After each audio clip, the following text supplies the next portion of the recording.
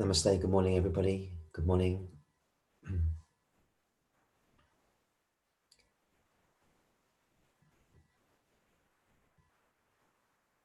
And welcome to the final meeting of this mini retreat we had.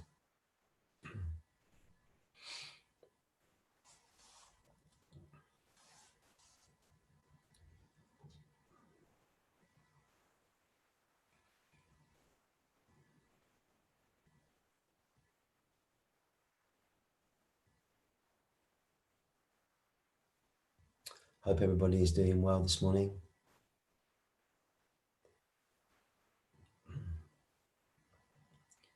As I was sitting here just getting ready for the meeting this morning, I was reminded of Ramana's main message, his main message,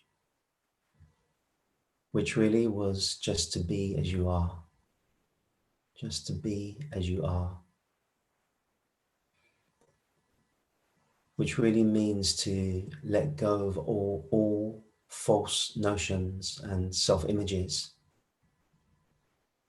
and to put down all roles and all egoic games,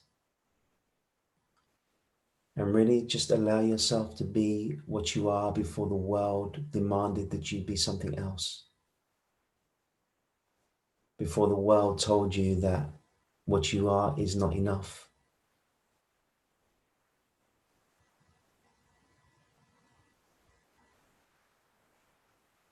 What you are in your innocence and your naturalness,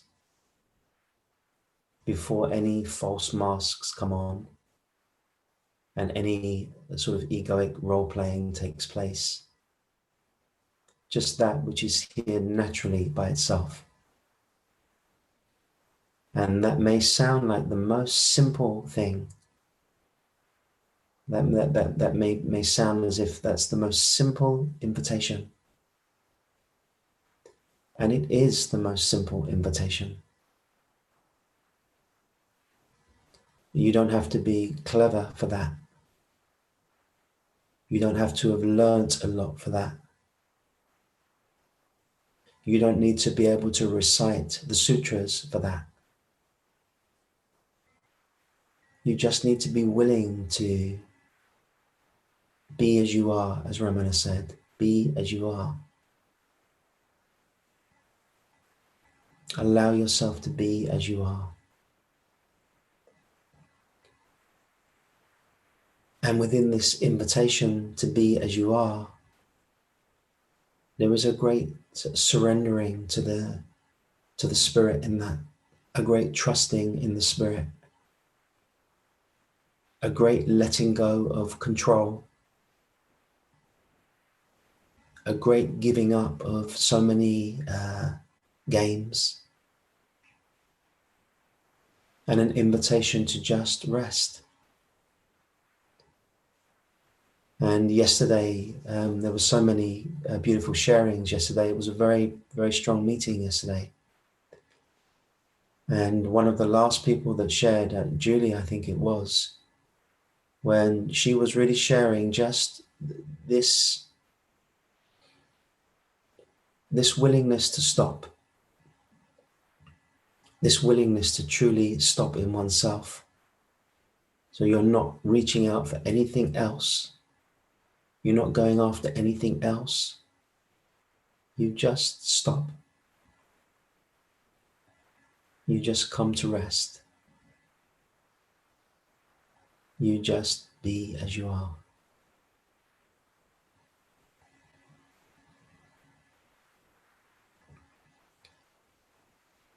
And you bring this quality of stillness to your humanness. This very healing power of stillness. As you come into the undefended state, the natural state. The state that it seems like the whole world is denying. Because from the egoic perspective, it appears so insignificant. Yet to those beings who have fully honored the natural state. To them, the world, they revere them. They call them sages.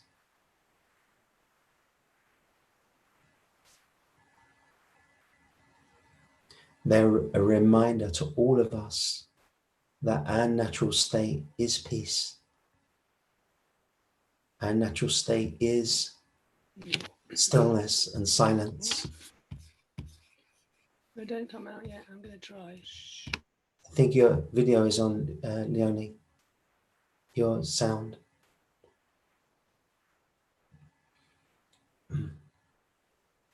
And that our natural state is ever present here. It is ever present here.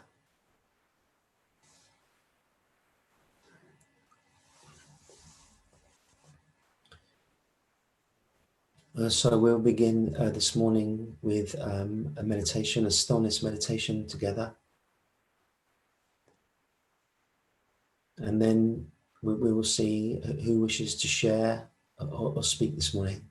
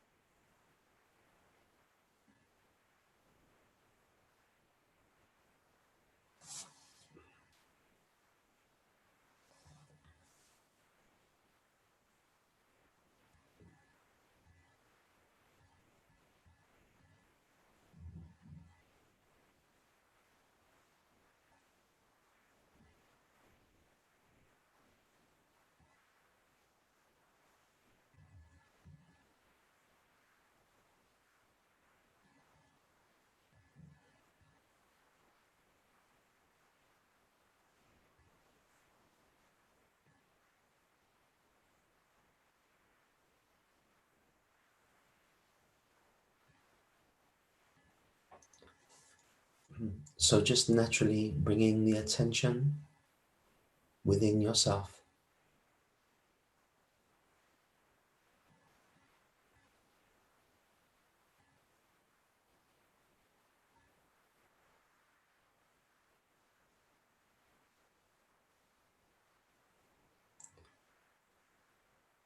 And just allowing the body to rest and relax.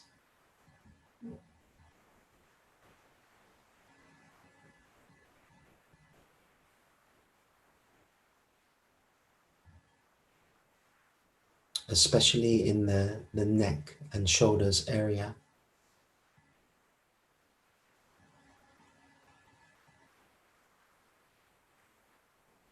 And in the stomach.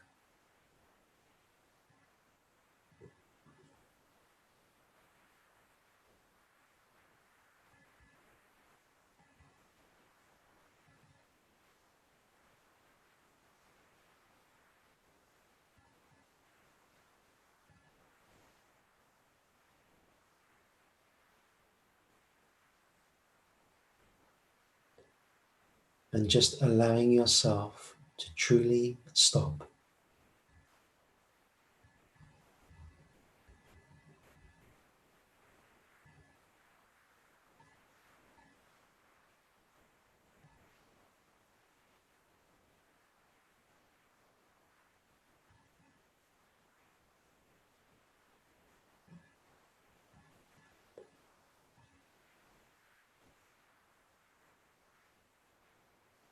To truly be still.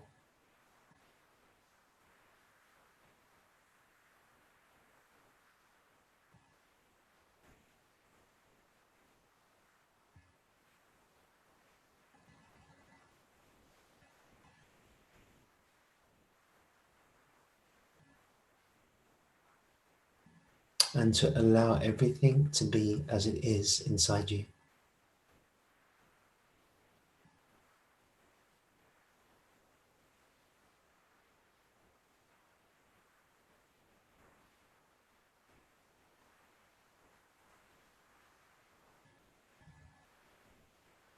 So you're bringing this very deep sense of acceptance to your humanness.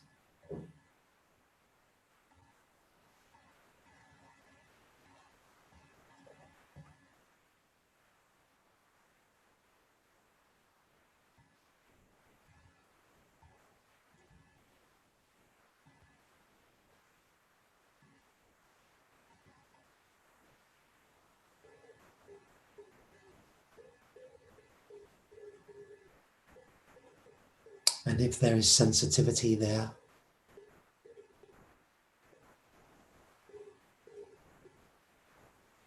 that is welcomed into the field of stillness.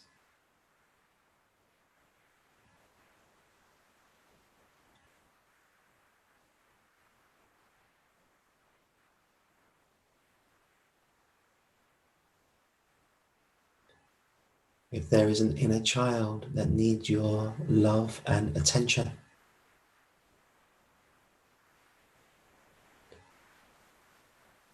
then that is naturally given.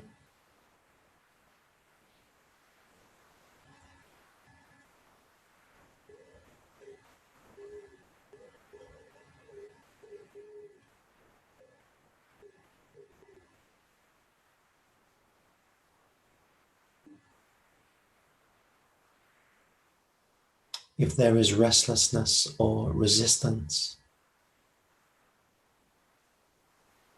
then that is allowed to be as it is.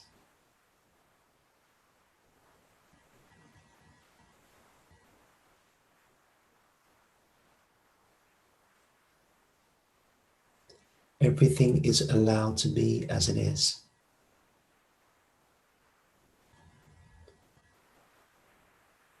Within this field of unified stillness.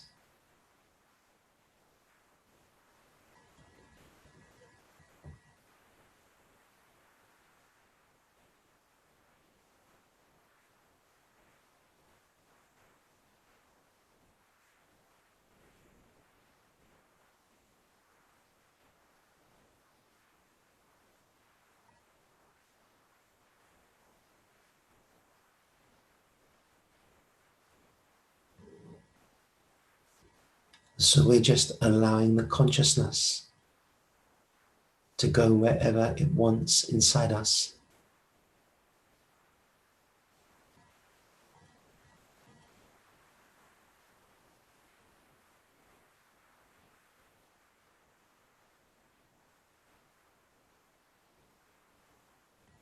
We are surrendering to the consciousness itself.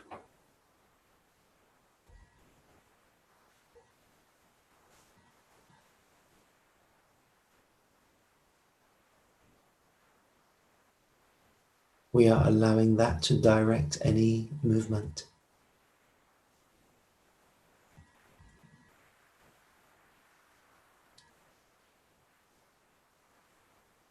All we are doing is presenting ourselves to it.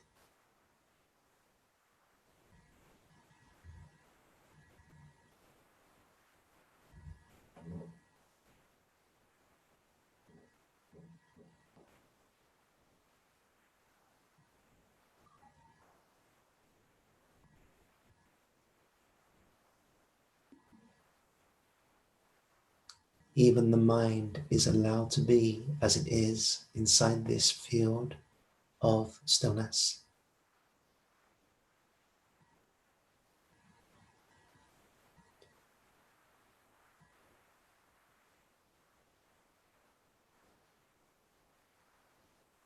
In the same way that space allows everything to be inside it, this stillness allows everything to be inside us.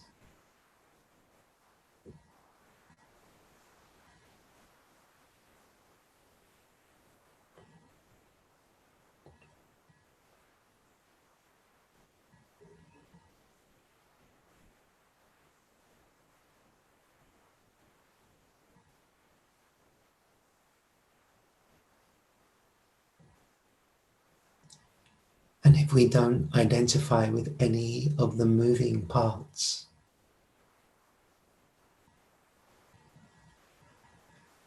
the central core of beingness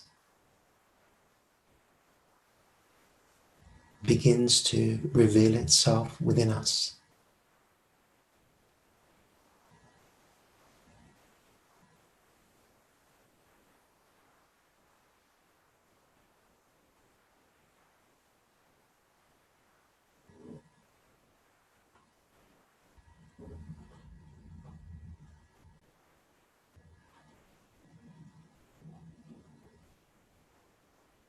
This core beingness, it is not personal.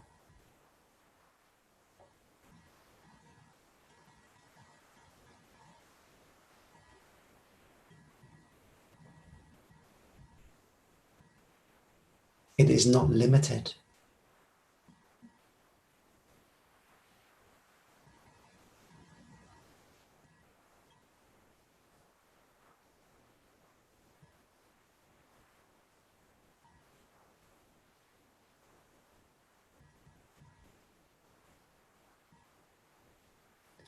It is at the core of all living beings.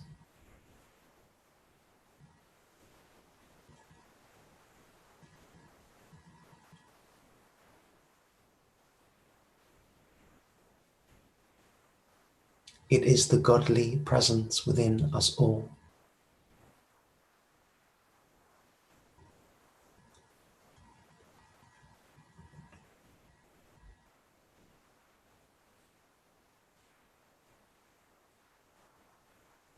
Can you notice this inside yourself?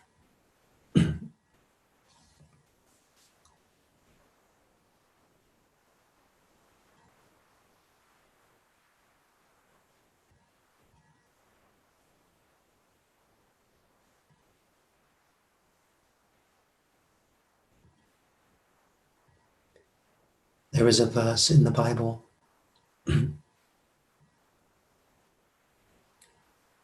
where Jesus says, if you bring forth what is within you,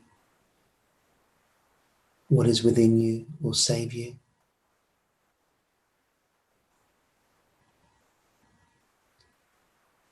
But if you do not bring forth what is within you, what is within you will destroy you.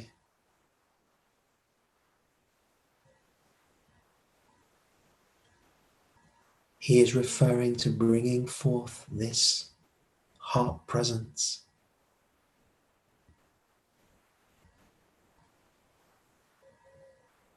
this sacred realm of being.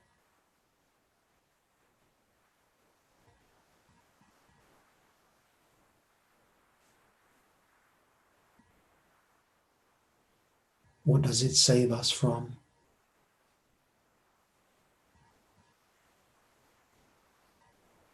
It saves us from our conditioned identity.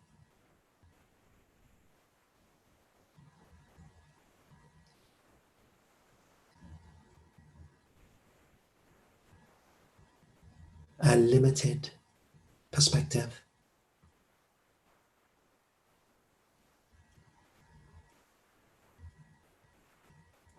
And the distortions of the mind.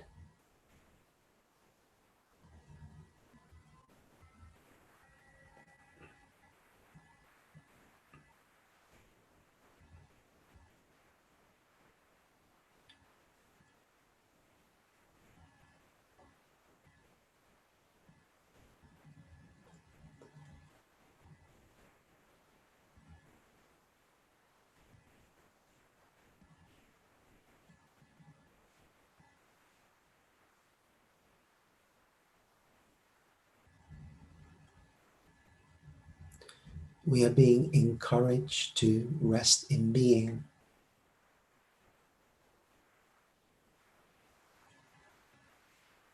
So that that state becomes our natural state.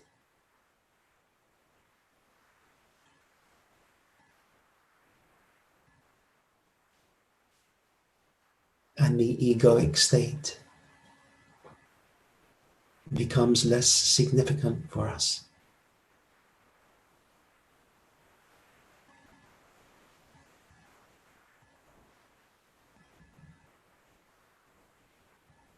there is a beautiful prayer, a simple prayer. It just says, replace me with you.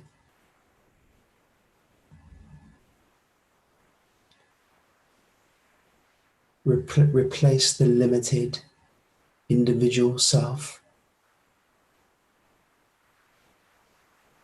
with the higher power.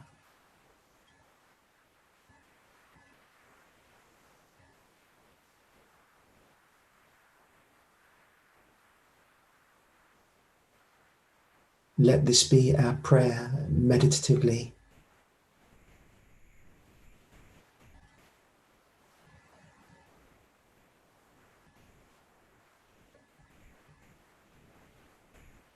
Let this be our prayer collectively.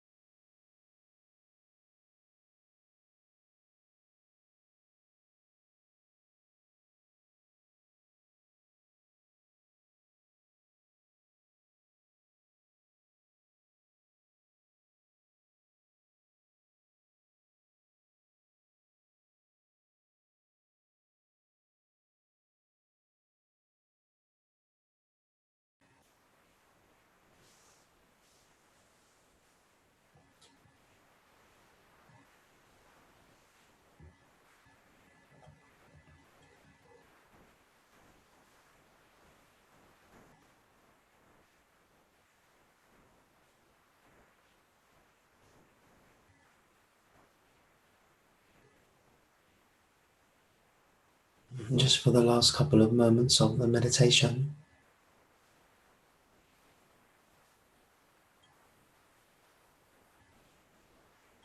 just resting in that state of stillness.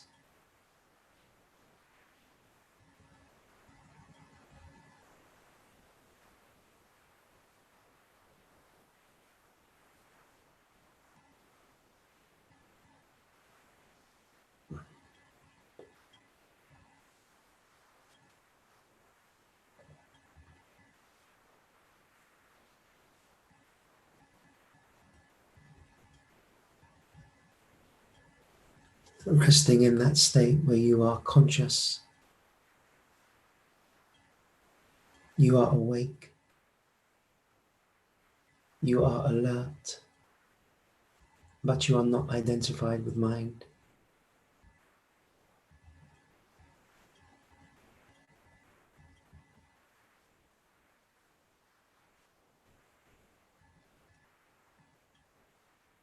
Consciousness without the mind.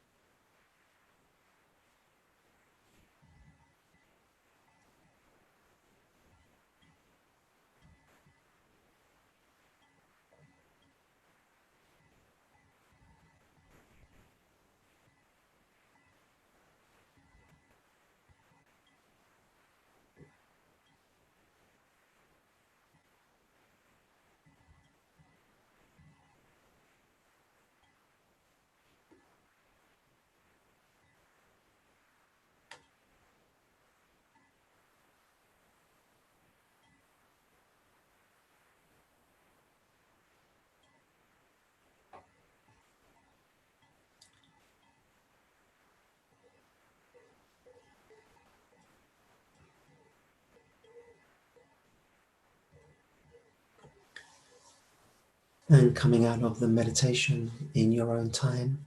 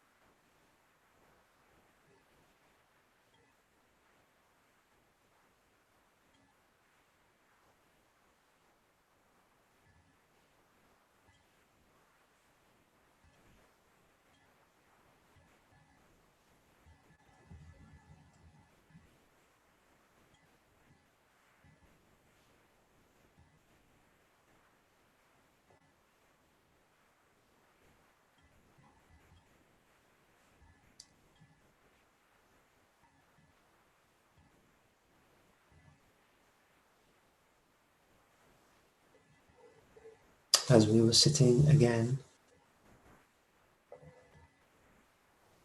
I was very much reminded of Ramana's words when he said, "The highest teaching is silence." For those who are ready, the highest teaching is silence.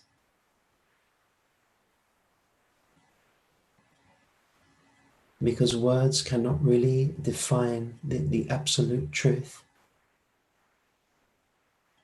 The absolute truth can only be found inside the silence itself.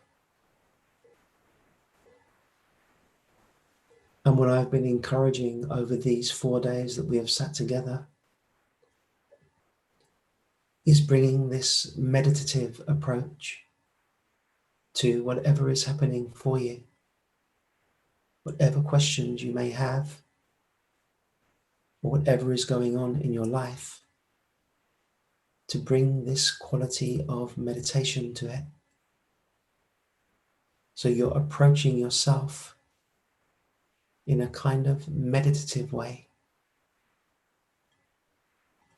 You're being with yourself in a meditative way. And that also means being with yourself in a very gentle way.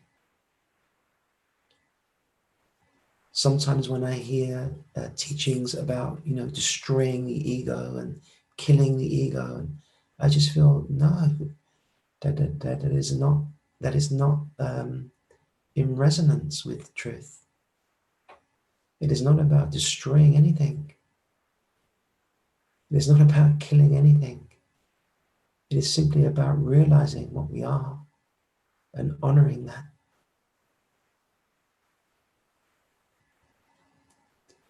And for those of you who have read the Tao Te Ching, the Tao is all about yielding to, rather than sort of pushing, rather than imposing your own will, rather than fighting what is, more this quality of yielding to what is. And that naturally brings a kind of gentleness.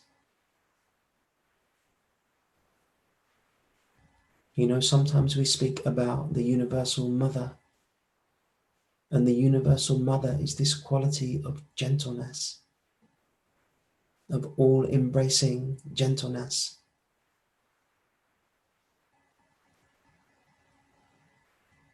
The quality of the Universal Father is that principle which is unchanging.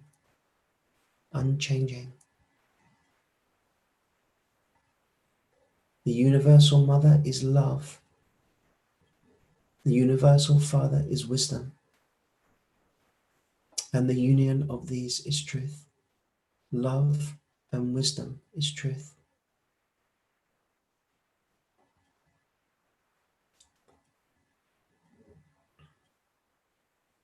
And we need both of these within us. The realization of the unchanging and the opening to and embracing of our humanness.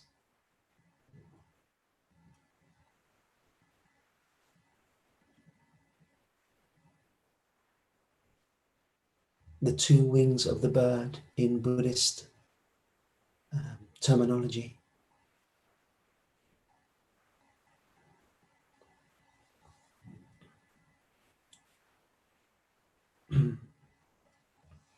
So I have felt that even though we are, in different time zones, in different places, I have felt this meditative quality to be here. Both in my meetings and also the meetings with Yada and the meetings with Ulrika.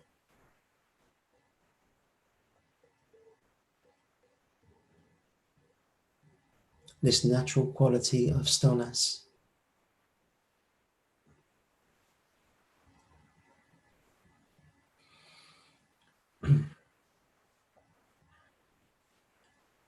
Okay, so I have one of the friends has her hand up. I think it's her, Andy. I welcome you in, Andy.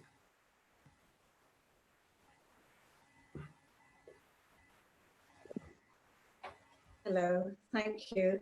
Can you see me? I can. Just give me 1 second. I just have to try to just pin this now onto the speaker view. Yeah, okay, yes. Thank you. It's just been so great meeting you. Been perfect. Lots and lots of things sort of clicking and resonating, but what I would really, really like, love right now is to be with this really strong sensation of fear in my body. It's mainly here at the moment.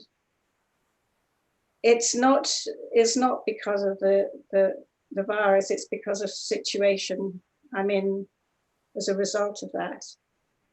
And it's so I mean, this isn't new, and I am absolutely sure it's my child is really, really activated. And why it's become so intense is because of the lockdown, and it is to do with a neighbour who I've known for some time is triggering something very, very primal in me. And I feel like I'm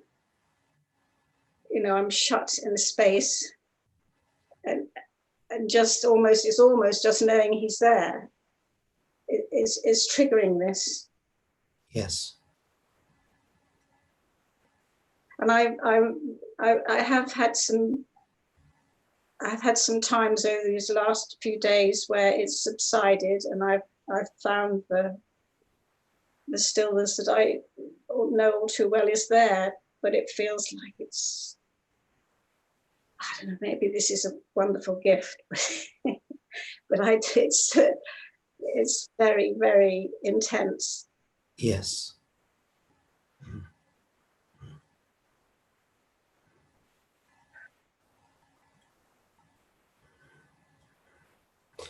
You say this feeling for you is in the heart. You have your hands in the center of your chest.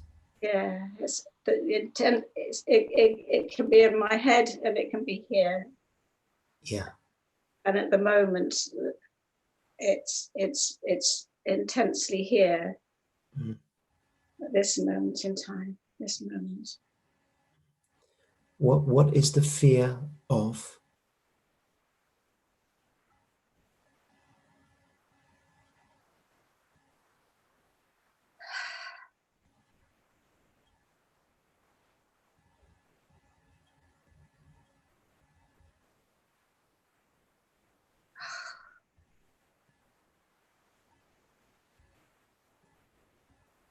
Aggression.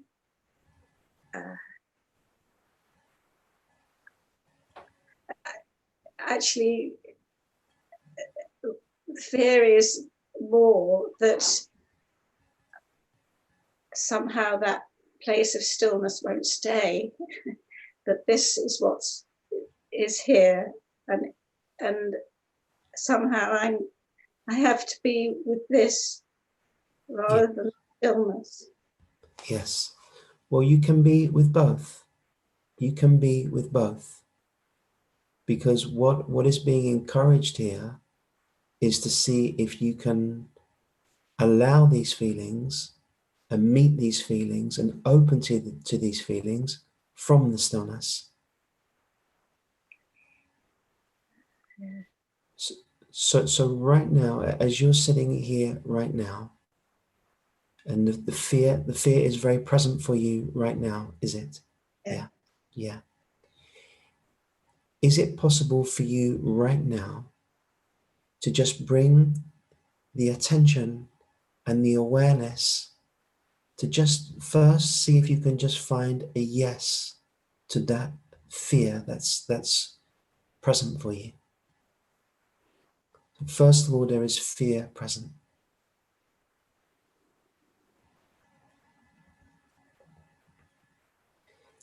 And that you can fully feel that fear and sense that fear without it going up into the head. So you just stay present with it in the body.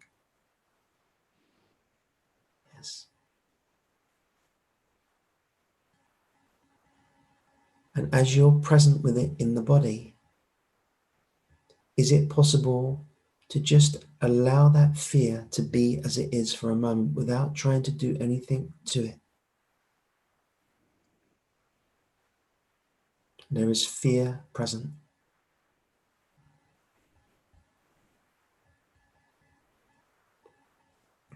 And is it possible for you to begin to open to that fear? Yes, even if bodily sensation happens.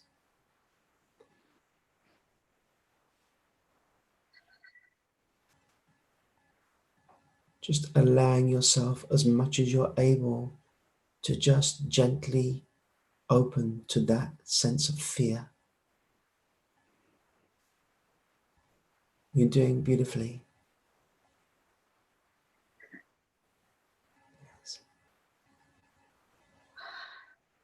Yes.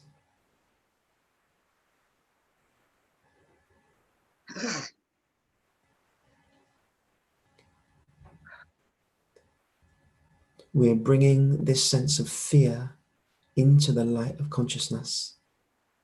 How? Simply by looking at it, opening to it, and allowing it.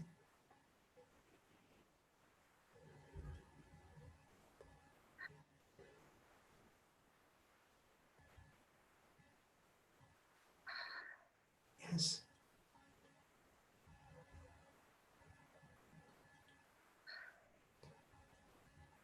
What is happening for you now? Well, keeps wanting, my head keeps wanting to spin off. Yes. Oh, yeah. Yes. As much as you're able, just see if you can stay present with this feeling inside you. The habitual habit maybe has been to turn away from it and to avoid it. But now we are facing that which we have which has been unconscious inside us.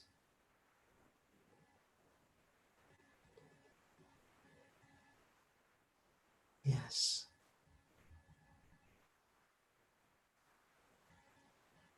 Yes.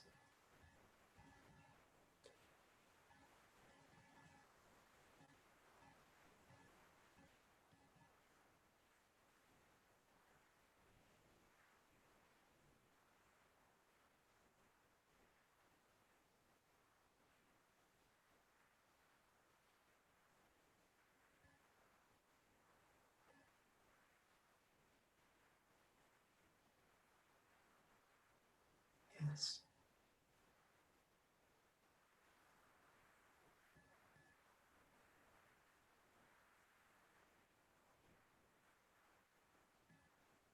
It's almost like the consciousness, we're bringing the consciousness back into that part of ourself.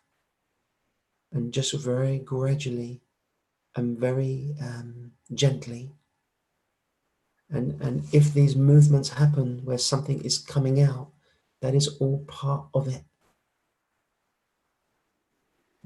You're just finding a kind of a willingness to truly look at that part of yourself so that it no longer is unconscious and it no longer sort of controls your life. Yes.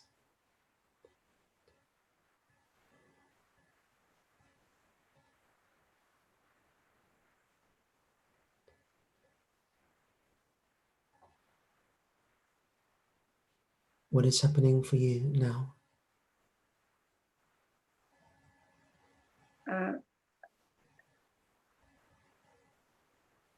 I'm noticing that there's a thought about control.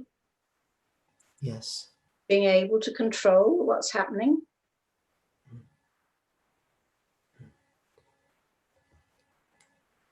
Is it possible for you to stay present with the feeling rather than sort of going up into the head and escaping into the head? Just stay present with the feeling.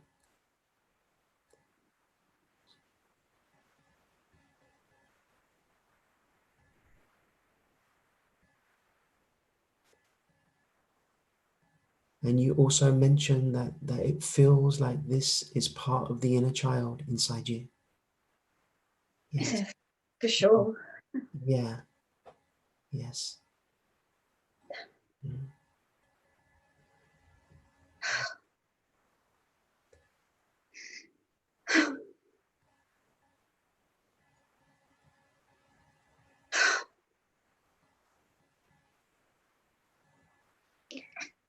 Just breathing into that part of yourself.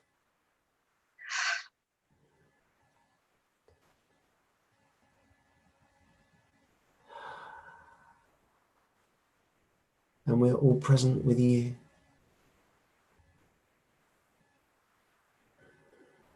Yes. Mm.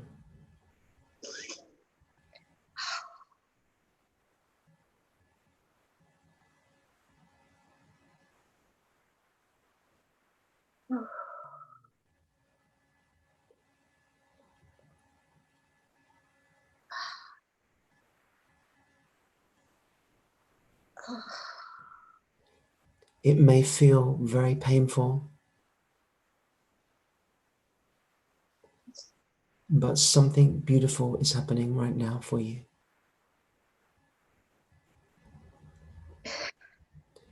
You're recovering that little girl within you.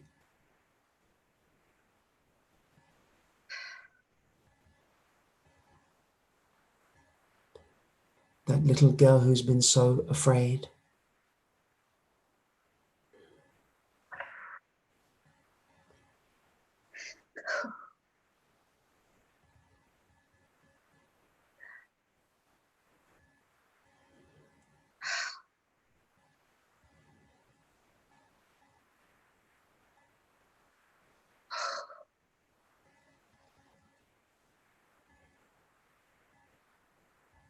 That little girl whose feelings were so strong that she had to get kind of pushed down. She is now again revealing herself to you.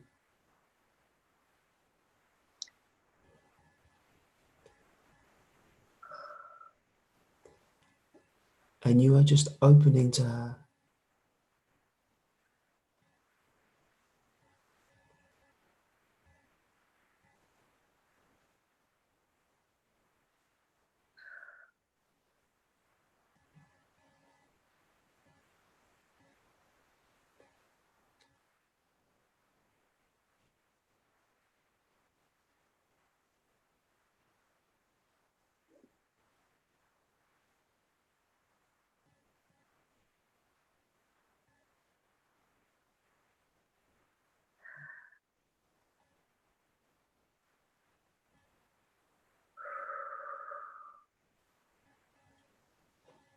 How are you doing?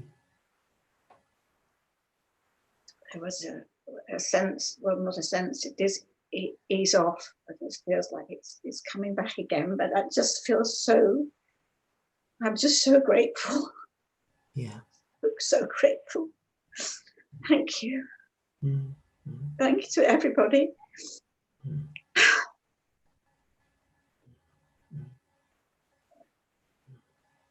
Thank you to you. Thank you to you for showing yourself so fully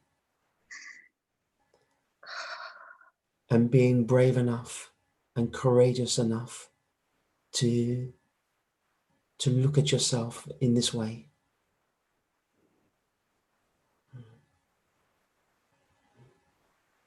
And every time you're able to do this, every time you're able to bring this quality of acceptance,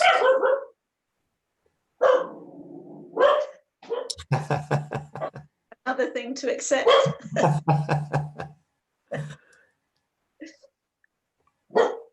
yes,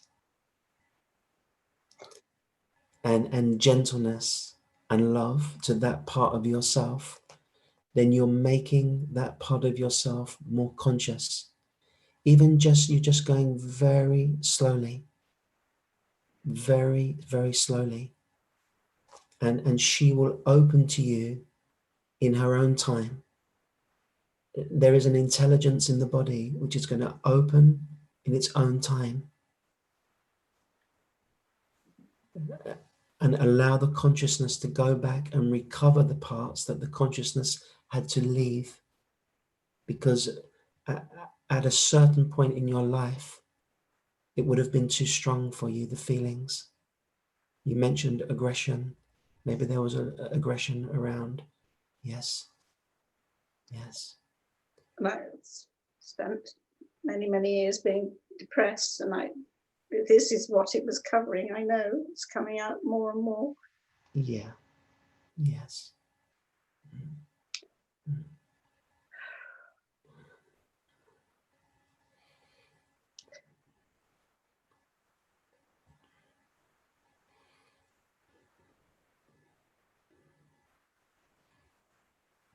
Thank you. Thank you, Andy. Thank you so much. Thank you.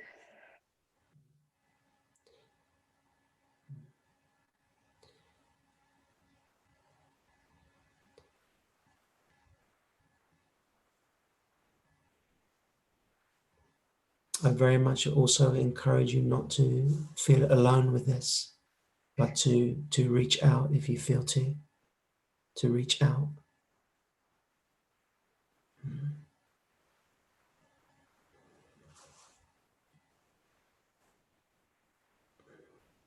Thank you. Thank you.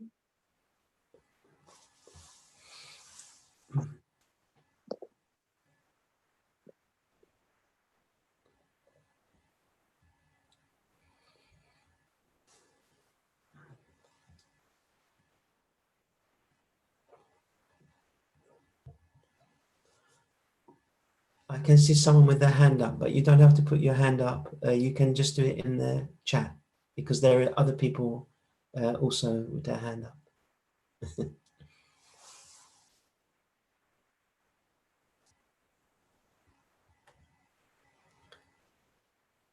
So I'm going to come to Jenny in a moment, and then to Susitha. Susitha, I think I said it right. And then you who had your hand up, it says home on your screen. I don't know what is your name, but if you can tick the hands up box. You don't know where that is. Okay, we come to you later anyway. Don't worry.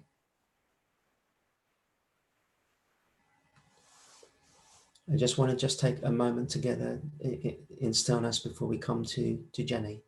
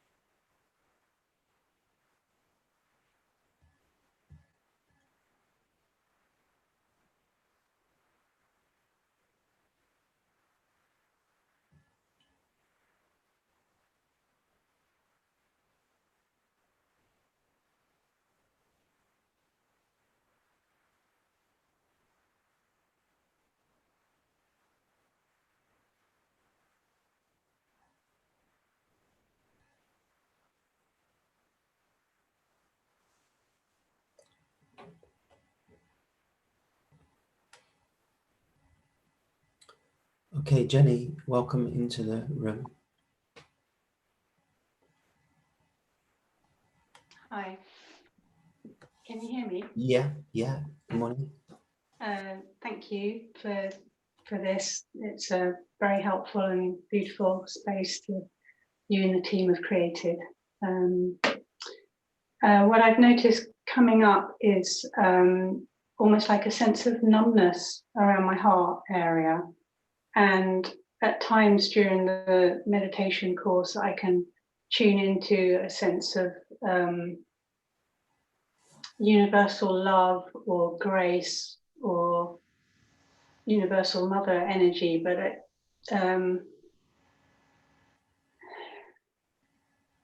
I can't sort of immediately drop into that. I can't immediately kind of find that. And when I was in Spain with you, I felt like my heart opened and I could feel something kind of opening, but it seems like maybe it's another layer of kind of numbness, or yeah, I just can't kind of feel that. And I wonder if there's any words you have or for that. Mm, mm.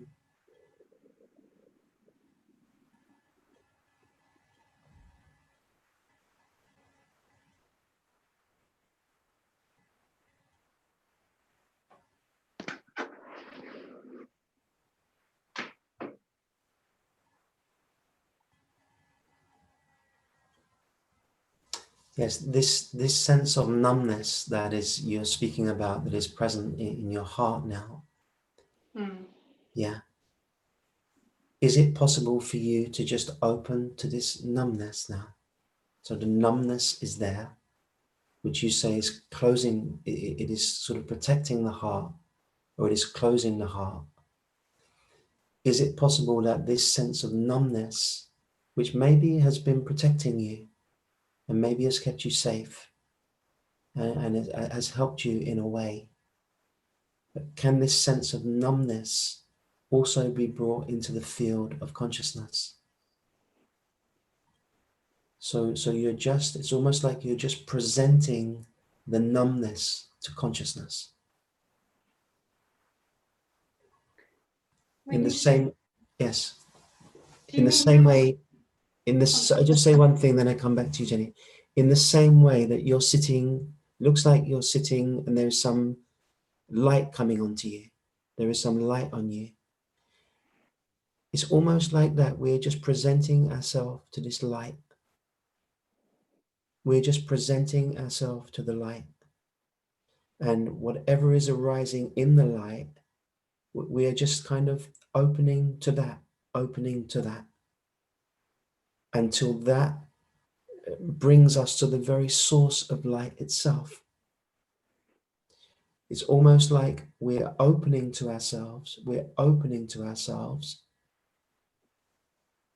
but where do we come to? We come to the core of ourself, which is a kind of light. I could call it like a light. So this numbness that you're feeling now, let us just be present with that and see if we can just bring the light of consciousness to the numbness.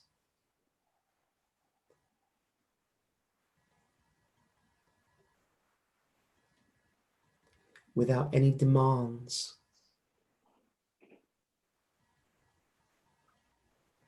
Without saying, you know, it must open when I do this. No, we are just allowing ourselves to be as we are. Even with the numbness.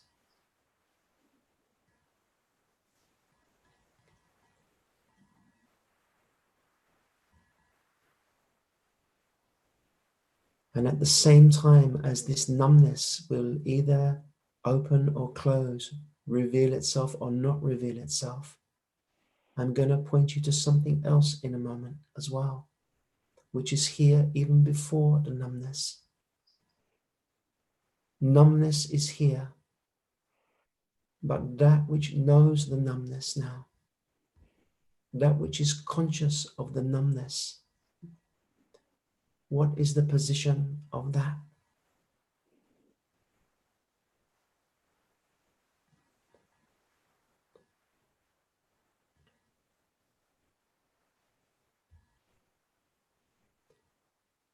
Does that open and close? Does that come and go?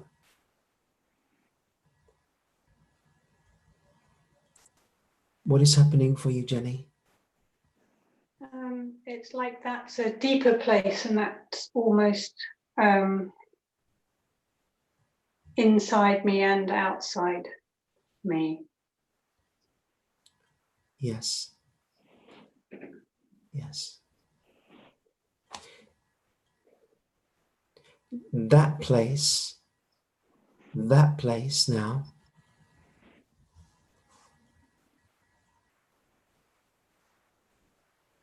Does it have any form?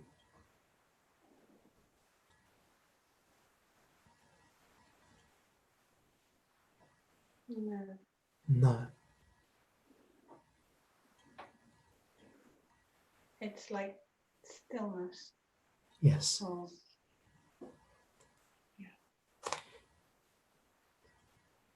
This sense of stillness that you're speaking of now, the stillness is coming out from it. Silence is coming from it. Space is coming from it.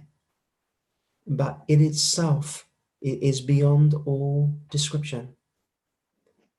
Yet it is here. It is here as the central, core witnessing consciousness. It never opens or closes. It never has good or bad days. It is here before the idea of ourself arises. It knows numbness. It knows all emotion, but it is before them. It is even before our next breath. Just for a moment now, just be one with that.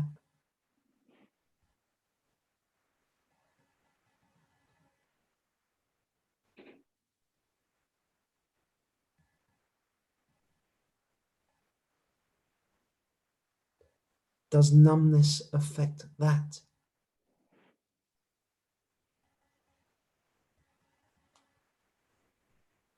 I don't know.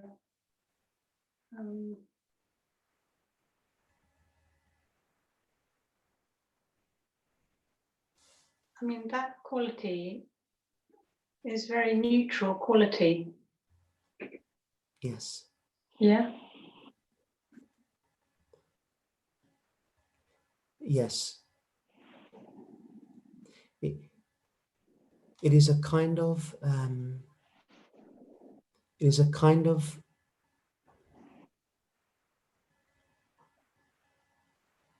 is an acquired taste. I want to put it like that. Because at first, we are not interested in that. But the more we come to see that that is always present, that that is always here behind everything else that is taking place, then if something inside us is seeking truth, then we surrender ourselves more and more into that. So our sense of self and that merge. There is not that and our sense of self. In fact, our sense of self at a certain point is kind of melting inside that. We will still continue with our humanness. We will still continue to open to this numbness and this the fragility of being human. But we will not be looking for ultimate completion there. We will not feel that there's going to come a time where on the human level, everything is kind of just perfect. It may be perfectly imperfect, but we will not come to a point where our human existence is perfect. Not in that way. So even for an awake being, they will also, on the human level, they're going to have, experiences. Things are going to happen. Things are going to come and go. But they have come to recognize and realize that the core of themselves remains unchanging. And I am inviting you to see if that can be realized. And then from that recognition, the numbness and the human experience is kind of, it is honored, but it does not become the whole reading of our life. We are not only taking a reading from there, Because if we're only taking a reading from that part of ourself, then that is always going to be changeable. How are you feeling today? Oh, you know, I'm okay today, but you know, yesterday wasn't so good or whatever. So if our calling is for spiritual realization, we must find something that is more stable than our human experience. Mm. So now, what is happening for you now, Jenny? I have more of a sense of that sort of throughout me. Yes. And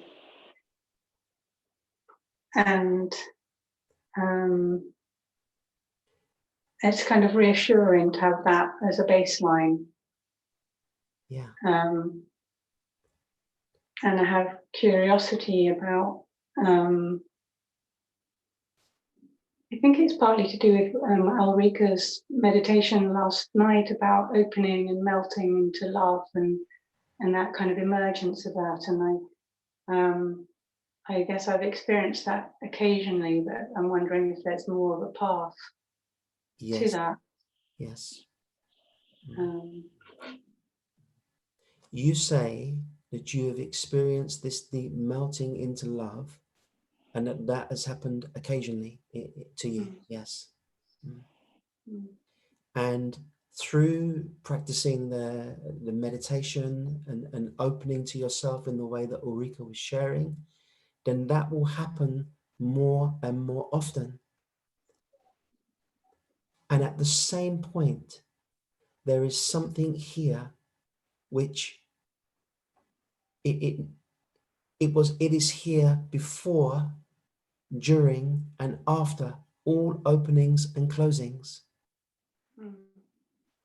And that, the recognition of that, it kind of brings about a kind of deeper shift in consciousness. So we're no longer so dependent upon experience. Let me ask you something now, Jenny. Let me ask you one more thing now. When you say me, when you're speaking about yourself, or when you say I, what is it? Just see now if together we can look. What at the core of yourself is this feeling of I?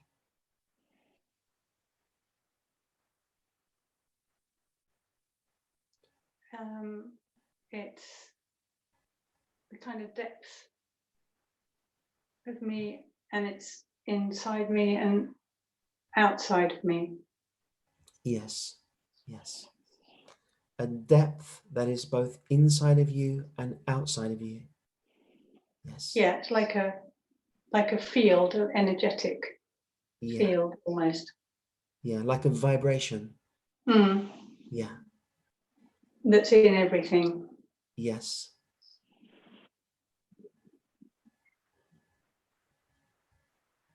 This is the vibration of being consciousness that you're speaking of. The universal undercurrent. This is the Divine Mother that we're speaking of now. What inside you knows both inside and outside?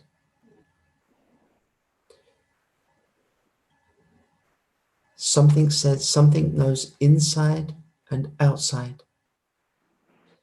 Something inside knows all energy.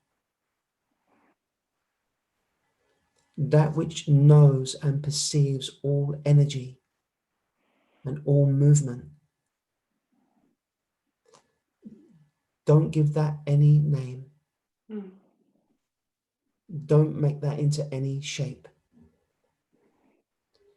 It is just a recognition that there is something functioning by itself. It doesn't require our help. It is functioning 24/7.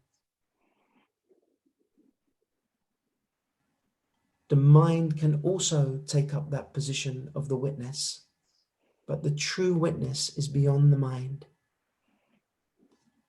The true witness is it just perceives innocently, without interest. And our potentiality is to awaken to that, not just as a belief or as a fleeting experience, but as the actuality of the self.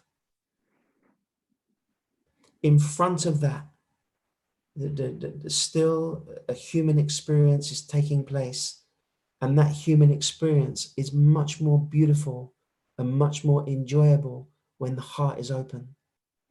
Of course it is.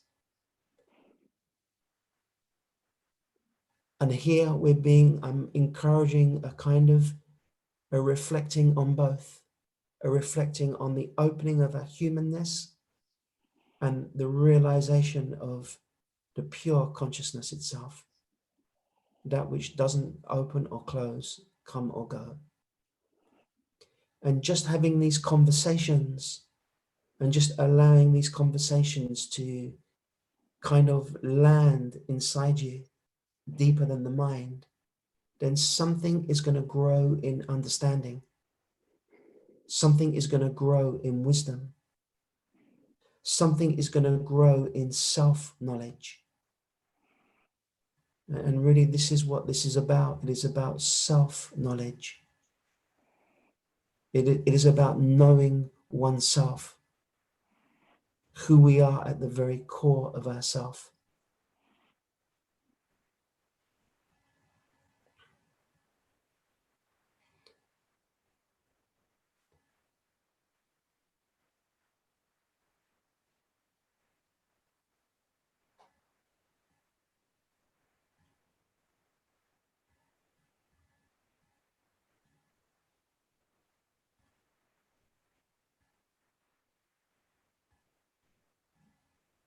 And to come together in this way and explore this together, there is a kind of a feeling of grace around that. A sense of grace as we're all together in this field of grace.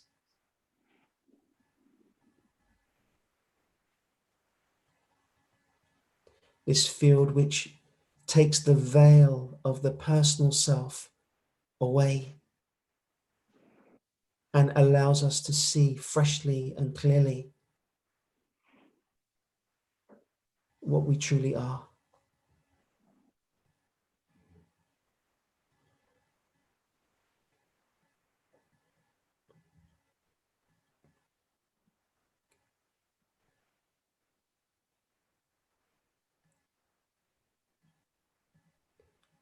Because we are so one with the true self,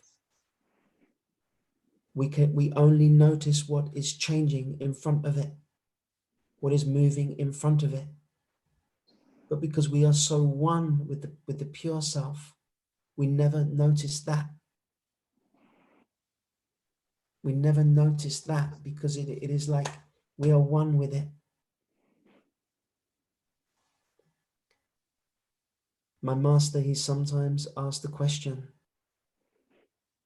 can the seer be seen? That which is seeing and knows everything else, can that itself be seen? Is that also another object appearing on the screen of consciousness? Or is that the consciousness itself?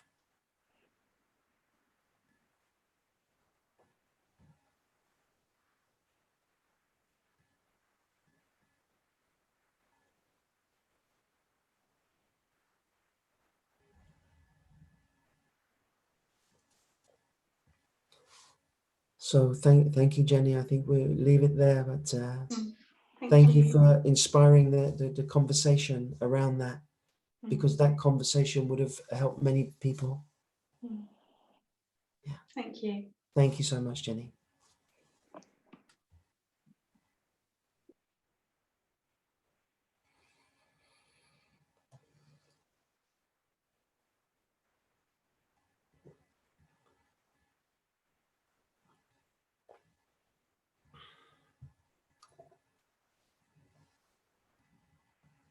I'm going to come to home, the lady who had her hand up. I would like to come to you.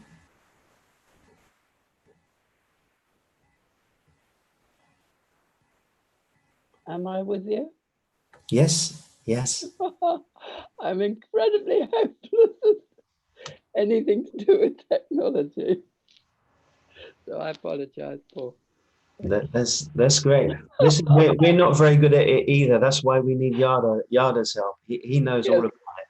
I had a lovely message. But anyway, here we are. What you have just been speaking of with Jenny is very much helping my question, which I haven't really been able to formulate. I'm still not entirely able to formulate it. But there is, on Saturday, you talked about beyond the I am. And in a way, you've just been talking about it again.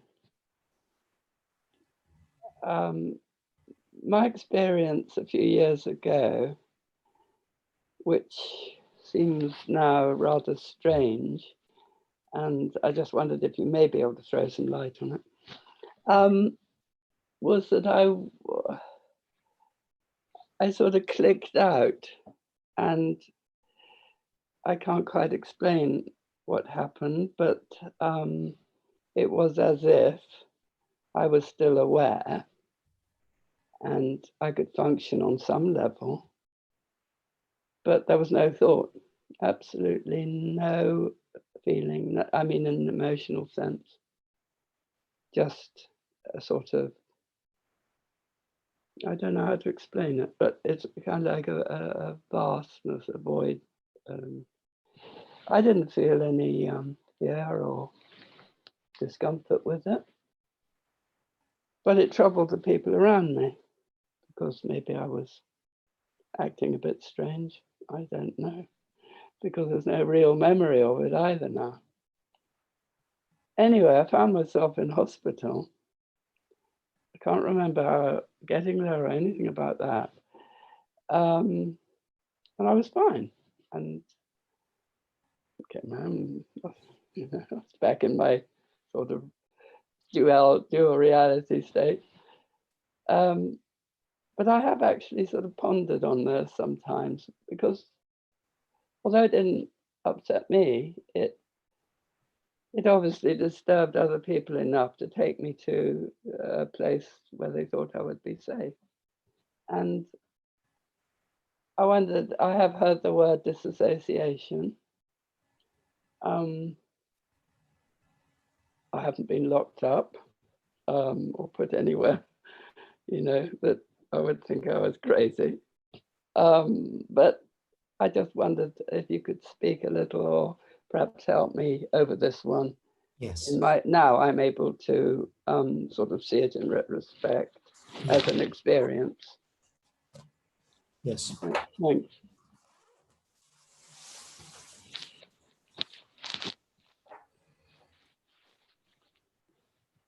Mm-hmm.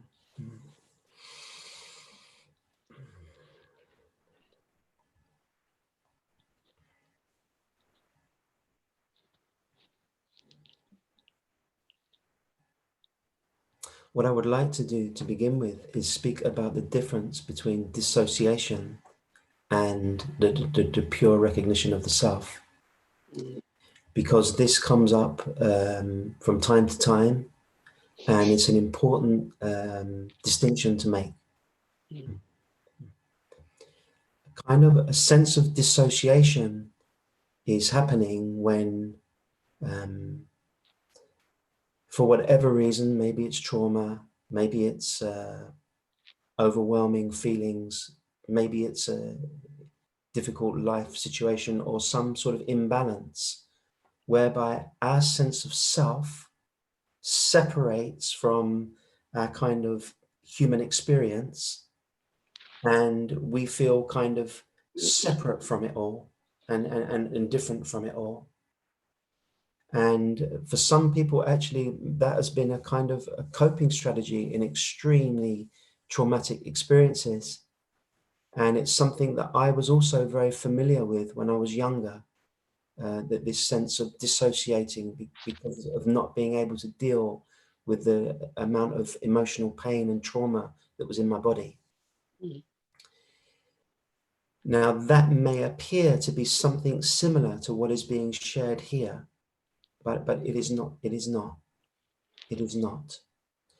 Because dissociation, we still retain a kind of sense of self, but now that self is separate and different and distinct from everything else. Whereas with the realization of the self, the true self, that is an absolute acceptance of our humanness and an acceptance of everything. But the recognition that the one that we've been identified as is also perceivable. It is also perceivable, and it is known by a higher consciousness, but that consciousness doesn't need to go up and out. That consciousness is right here. Mm. It is not a kind of moving away from. It is just the realization that when we look for ourselves at the core, when we ask the question, who or what am I? And we truly look into ourselves, what do we find? And almost always we find something of form. It could be the most subtle energetic vibration, or the most subtle feeling, or just the sense I am, the sense of presence I am at the very core. But all of those things, they have a subtle vibration of form, either energetic or physical. They have a kind of thingness about them. But whatever thingness they have about them, something knows that thingness. Even the most subtle energetic vibration is being perceived and witnessed by something. Yet that which is witnessing and perceiving, it is impersonal consciousness. And the mistake comes when we retain our sense of self and we try to become that. So, for example, Paul Hercombe tries to become the witness. And that is when a kind of separation and a dissociation is happening. Yeah. But the truth is, it is the other way around. Paul Hercombe, the beingness, and everything else is being perceived by something which is formless. It is known by a formless, well, nothing that can be said of it more than that. And to just reflect on that, not to imagine that, not to create that, not to try to become that, but to just recognize that that is already in place. You know, one of the key pointers that has been so helpful for me, you know, once everything is settled down and once the humanness is brought into the field of stillness, is just this invitation, just don't pick up I. Just for a minute, just be without I. The I thought or the I feeling. Just something knows this I thought. And just for a moment, rather than joining with the I thought, just for a minute, don't pick it up. And if you don't pick it up, something remains here by itself. We can never put that down or pick that up. That simply is. And the more we're able to just confirm this, recognize this and honor this, then this just becomes clearer for us somehow. This recognition, it takes us beyond. It takes us beyond all kind of duality. It reveals that which is here, which can never ever not be here. Even when the I is gone, it is still here. And therefore we conclude or deduce that this must be what I am. This must be what I am. I cannot be other than that. And that is not a belief. It is not sort of theory. It is a known, it is an experience, but yet it is not an experience. That nothing I can say about it is going to be quite right. That is why I think so many beings who have realized this, they just decided that they wouldn't speak about it because, you know, it just can be so misunderstood very easily. But somehow I'm speaking about something which I know I can only fail at, but I'm just still doing my best to fail graciously. Yeah.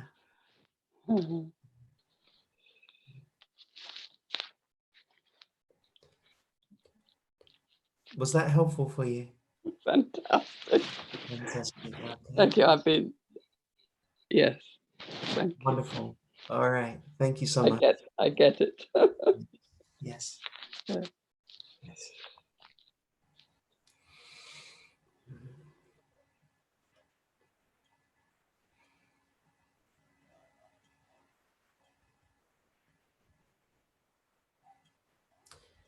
What is so beautiful about this as well is I am sitting here in my room now and I have a beautiful picture of Ananda Mayama in front of me, beautiful Indian sage.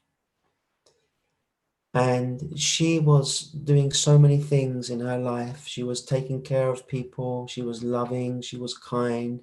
She was beautiful. She was the universal mother in many ways. But she's also speaking about this truth. She's also speaking about this truth. Because this truth is timeless. It goes beyond all culture and all background. It goes beyond everything. And it doesn't belong to any one religion or any one set of beliefs. It is at the core of all spiritual mysticism. Find the self, realize the self, honor the self, love the self.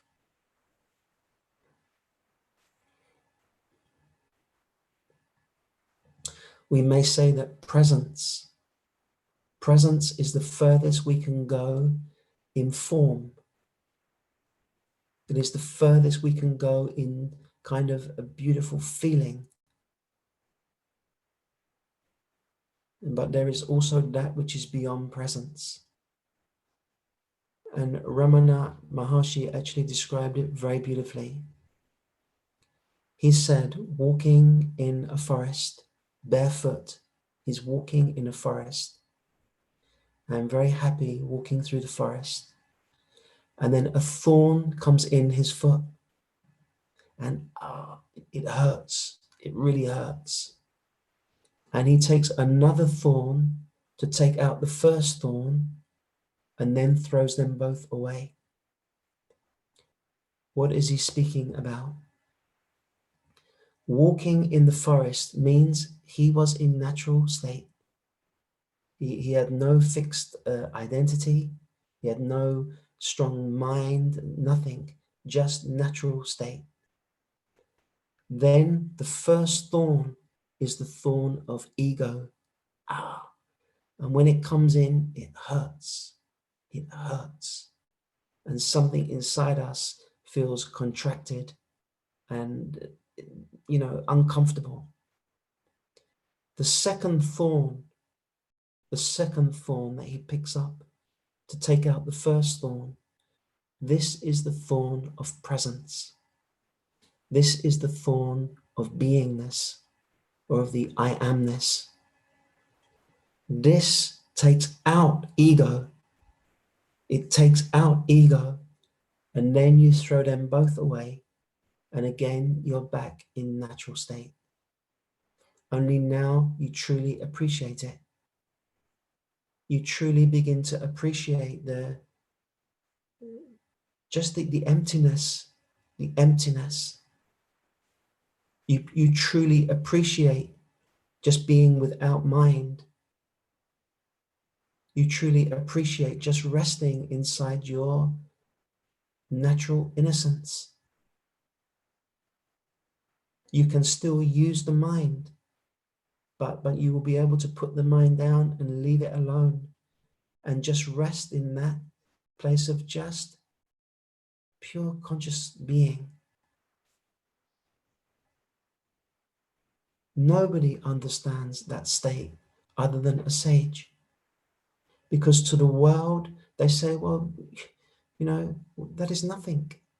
Because the mind is trying to understand the awake state. We can only understand the awake state from the awake state. It's like trying to do a review at a restaurant that you've never eaten at. You can't do it. You can, oh yeah, you know, they have very good food at this restaurant. You've never been there. You're writing a review. Oh, I didn't like the waiter. You know, he was a bit, you know, unfriendly, all this. You can't write the review. You've not been there. You can only review, assess, and evaluate the awake state from the awake state. And the thing that is in most resistance to the awake state is the mind. The mind is in complete resistance to that. So we may also say that awakening is a letting go of resistance. Is a stop having an opinion about everything. You know, if you've been on social media lately, you know, there's just opinions about everything. And everyone believes their opinion is true. But they're all just opinions, all of them. The beautiful thing about this is when Ramana was speaking about the self, he wasn't speculating about it.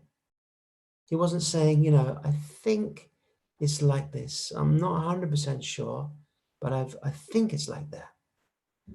No, he was speaking directly from experience. I also am speaking directly from experience. And it is a different thing to speak from experience rather than to speak about things you've learned and remembered. It's a different energy. And I am saying that the realization of the self is the simplest thing. It is the simplest thing. It is already here. But because our habit is to identify with the separate self, then experientially we miss it. Experientially, we believe we are a seeker working our way towards something. But the truth is, it is the other way around.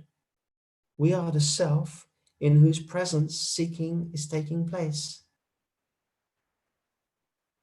But when I say you're the self, then something just habitually thinks, well, I'm not the self. I'm something else. And if you've identified yourself with form, you are something else. And I know that these conversations are not easy to hear, because everyone loves when we speak about the you know, the beingness and presence and this, everyone loves it. But if I speak about the self, you know, I see, you know, everything else become interesting. You know, I wonder how many tiles are on my seat. Everything else become interesting because the mind does not want to hear it. It doesn't want to hear it. So you have to catch that in yourself. Catch, okay, the mind is now switching off, but I am still here perceiving the mind switching off. I'm still here. I'm not the mind because I can see the mind switching on and off. So who am I? Who am I?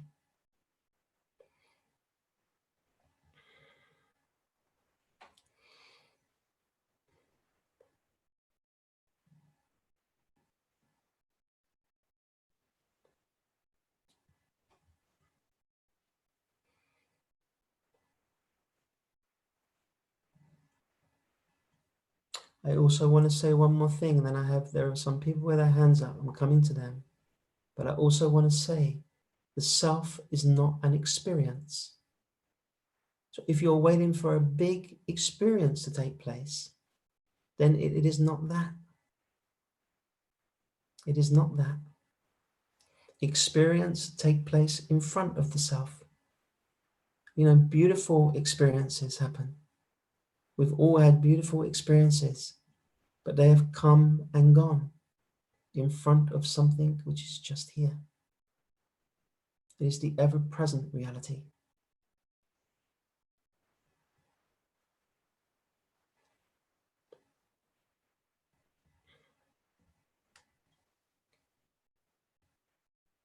And actually, it is only in satsang that we can really look at this. That we can really look at this.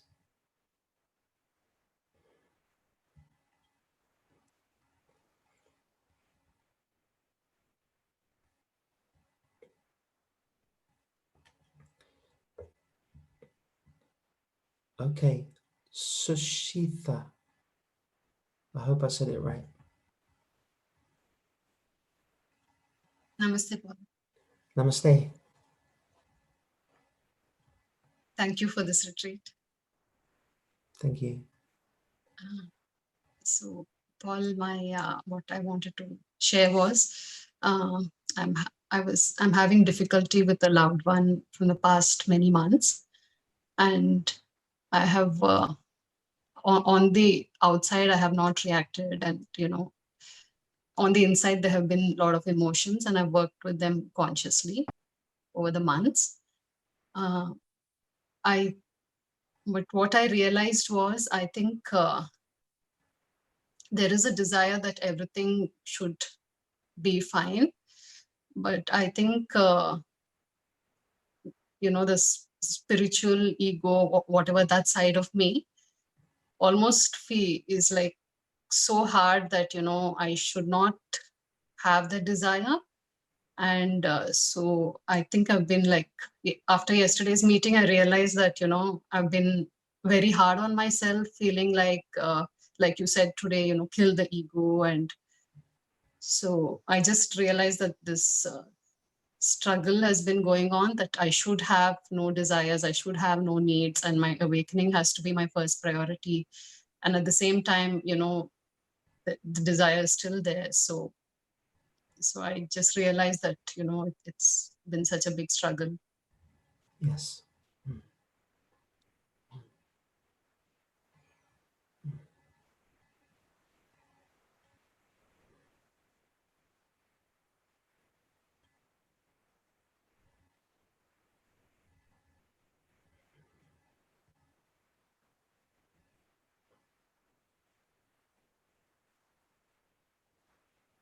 So you say you've been struggling against one part of yourself, has been struggling against another part of yourself. Yeah. Yes. Yes. Like I want to awaken and I shouldn't have this desire. Yeah. Yes. And it doesn't work, does it? It doesn't work. No. In fact, it probably makes things worse. Yes.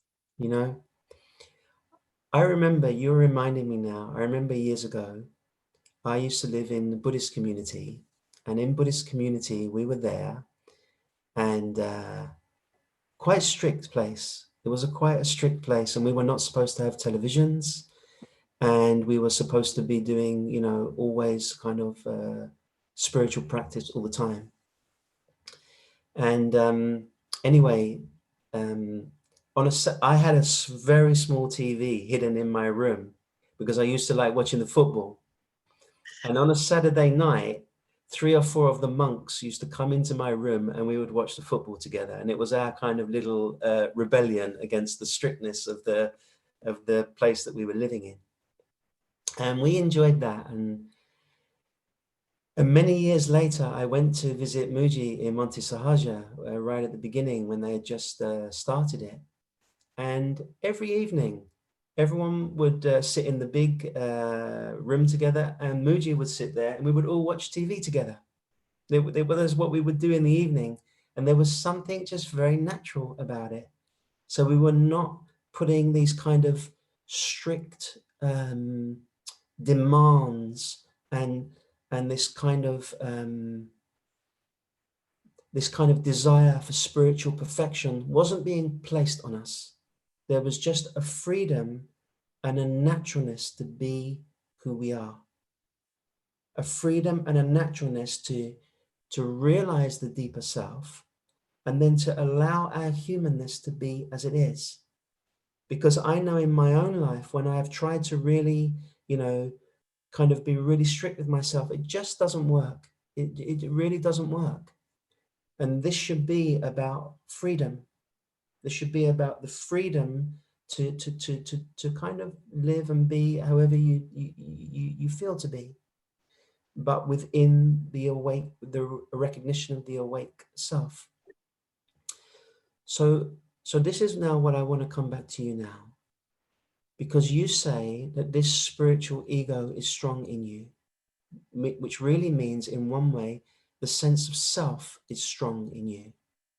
Now this self that you are identified as, this spiritual ego self that is strong, when you look for the core of that, what is that now? If you really look into that, what is that inside you?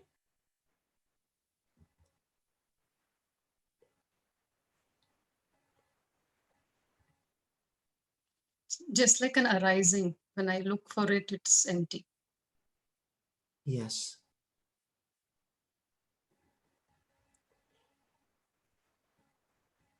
When you look for it, it is empty, but somehow something is still playing out.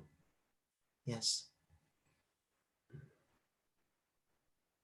But you say when you look for it, it is empty. Just look again now. I want you to take a little longer now and just see at the core of yourself, when you say I, when you're speaking about yourself, what is that based upon? What is the core of that?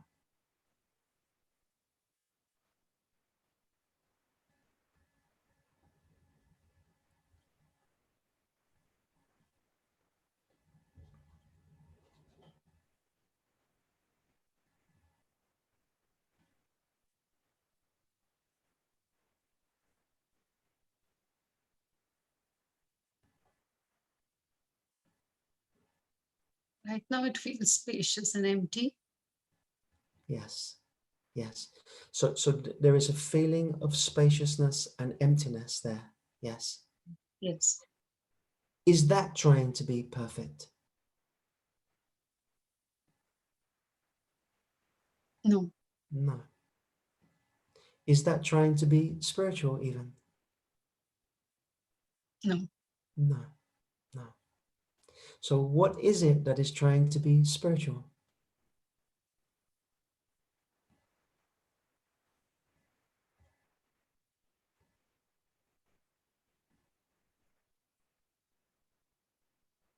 You have said that this emptiness, that this itself is not trying to do anything at all. It is just as it is.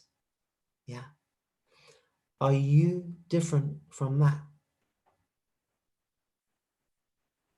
No. No.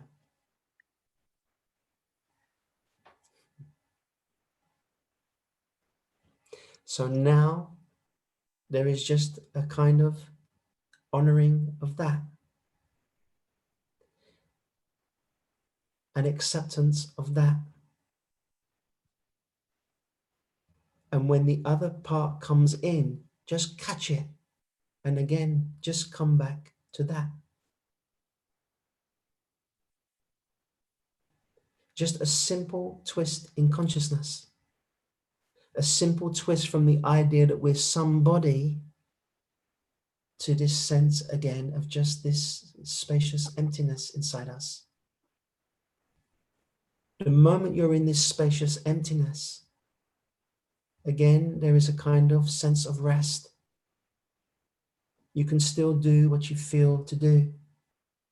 You can still take care of whatever you need to do, but you're not basing yourself on a false premise anymore. As your conversation has been happening, I'm reminded of these words from Sri Nisargadatta Maharaj, when he said, I allow my life to unfold according to its destiny and its karma, yet I remain as I am. I remain as I am. Meaning everything is taking place, but something inside now is resting in this kind of, I feel it from you now, just this resting around now. Yes. Is it difficult to stay there? No, it's very natural. Yeah, yeah. It is not a chore, is it? No. No. Is it not completely natural? Yes, very natural. Yeah, yeah, yeah, yeah. There is nothing more spiritual and more beautiful than that. If you want to be spiritual, be that. But don't be that personally. Don't try to get the person to be that. Just be that. And then your energy and your vibration and your silence, it is going to say something beyond anything that you can create or do. It is just here as an energetic vibration.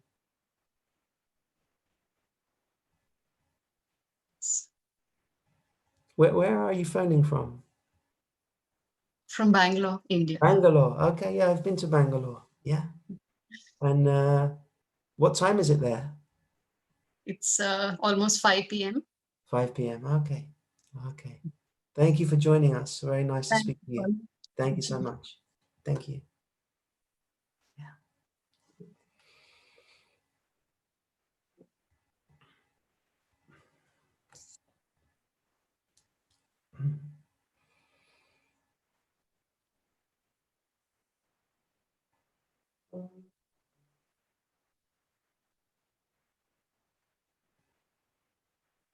So there are 3 more people with their hands up, and also Trond from Radical Devotion is going to play a mantra for us to finish today, which will be beautiful. So we are kind of coming up almost to 2 hours now. So I'm going to give space for these 3 people. If it's really important and they want to share, I'm going to give them space for that.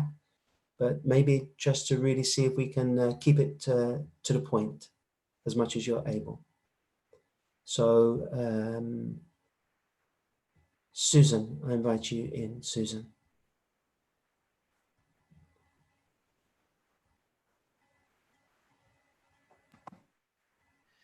Yeah, I was wondering if you could speak a little bit to when we're in deep sleep at night, right? Not in our dreaming state. When we are in deep sleep, then we are actually also we are the highest silence we can be, right? We don't identify we're in anything, and so we are actually there every night. We're just not aware of it. Yeah. Right.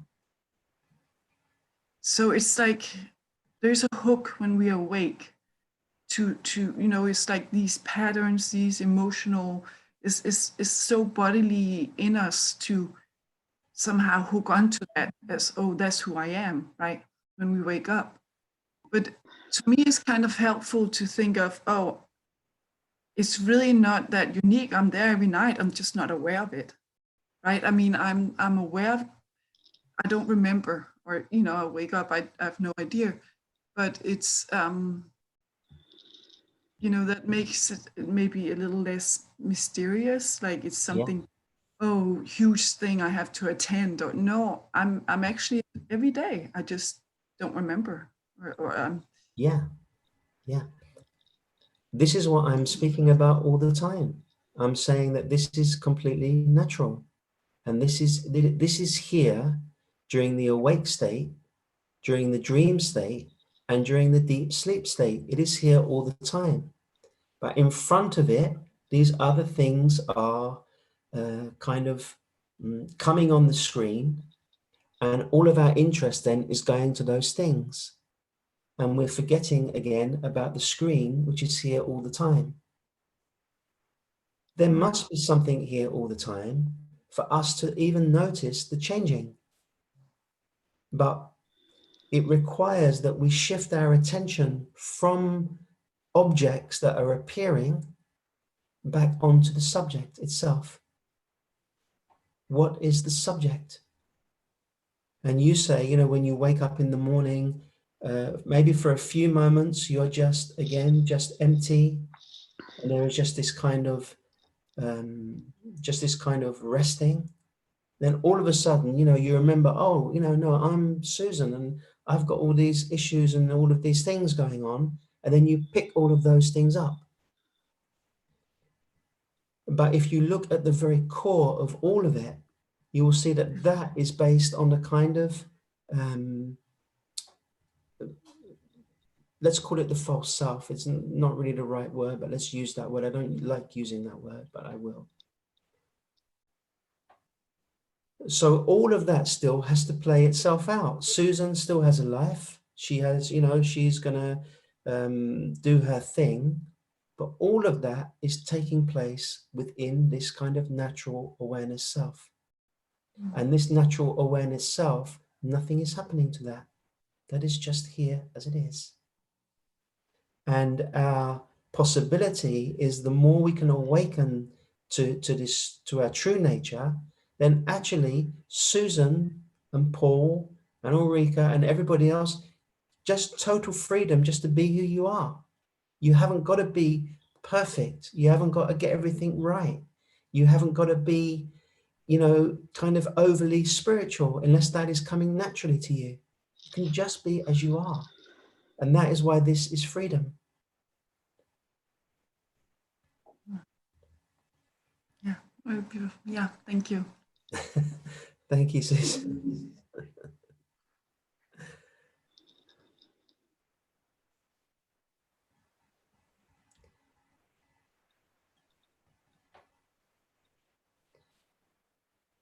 The master, he said, you will laugh at your efforts when you realize that you have always been this. We are making so much effort to become something else when we're missing what is already here.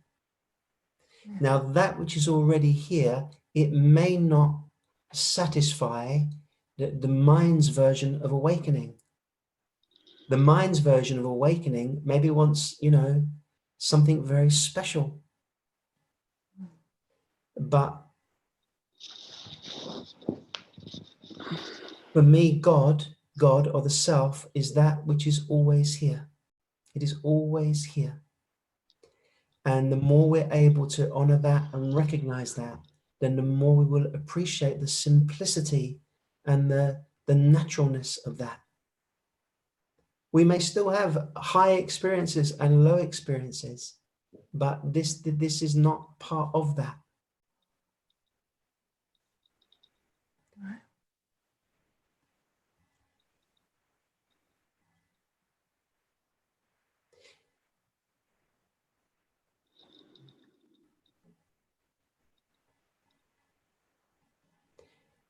As you're sitting here now, Susan, Mhm. as you're sitting here now,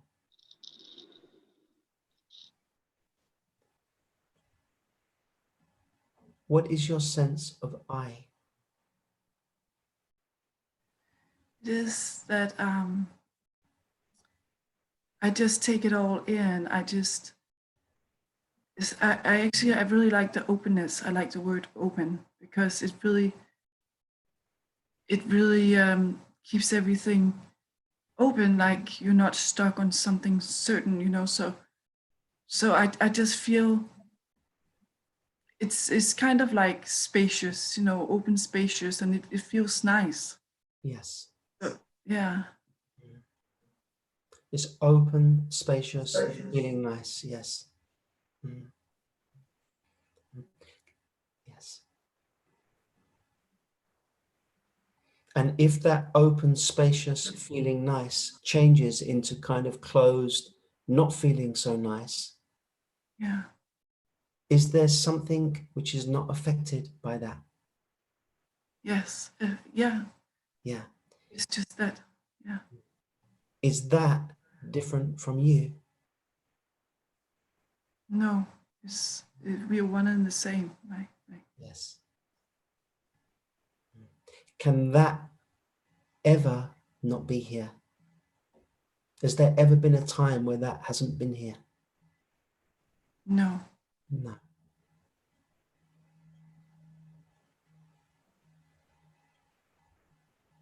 Can there ever be a time in the future where that won't be here? No. No. And it really feels full somehow if you're open to it. That's yeah. I try not to believe my thoughts and emotions too much. I mean, I let them be there, but I don't really believe them too much. And the less I, you know, the more open I am to everything, the better I actually feel. Also, just being alive, it feels better just because, yeah, the constriction kind of goes away. Yes. Mm. This realization of the simplest within you, the most natural within you, is that enough for you? Yes. Very beautiful. Yeah. Very beautiful. Then something then is clear for you, and something is home. Something is home in you now. Mm. It has always been home, but now you're consciously aware of that. You're not dissipating energy on believing every thought that is coming up and every story that is coming up and every drama. Your interest is not there anymore. Your interest is more resting inside its own source. Yeah. Yes. Yeah, that's what I've noticed. It becomes like of more importance just because it feels more real. And yeah, it feels it almost feels like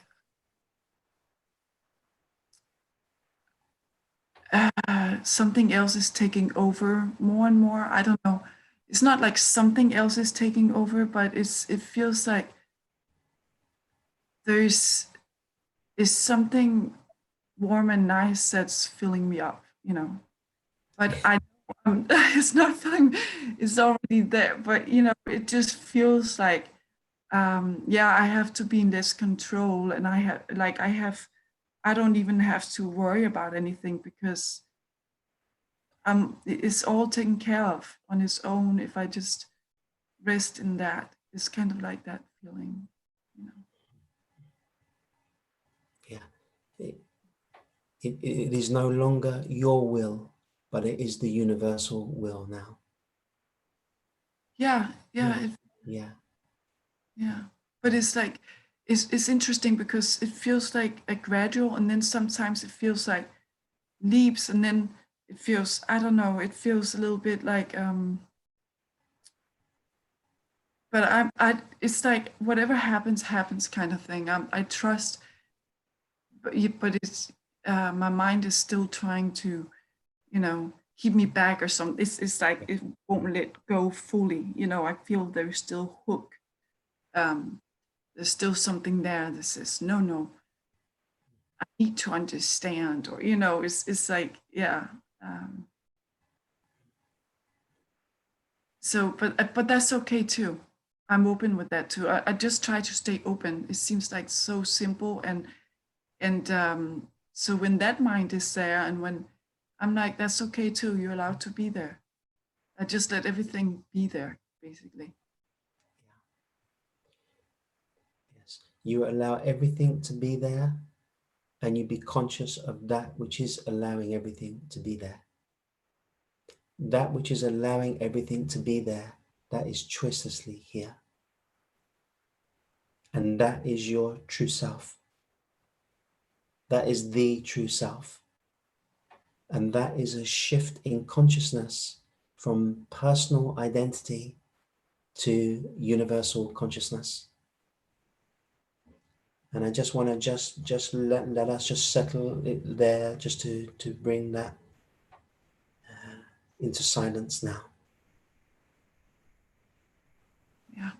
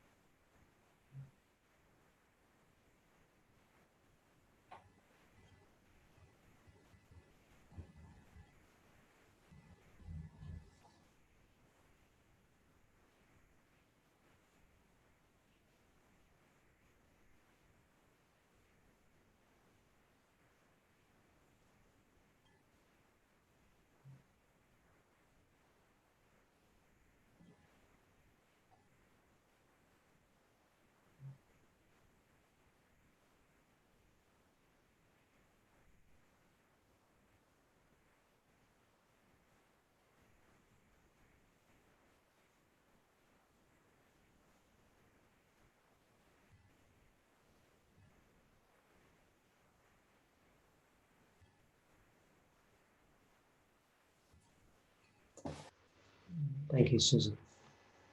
Yeah. Thank you.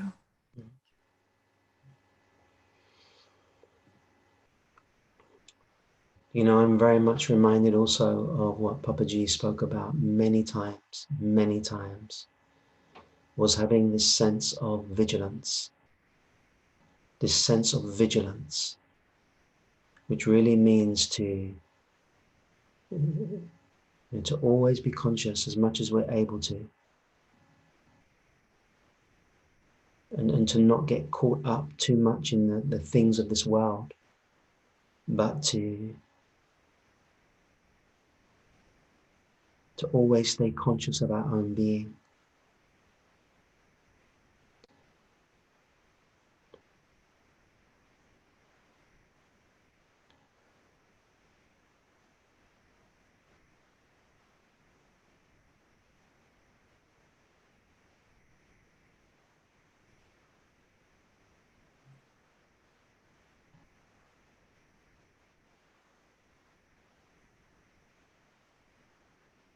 And to bring the mind inside the heart. The heart is the true master, and the mind is servant. So the mind comes inside the heart. Then it becomes a quiet mind, still mind, sattvic mind.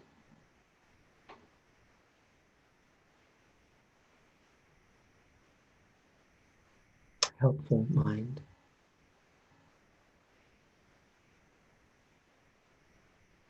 Universal mind.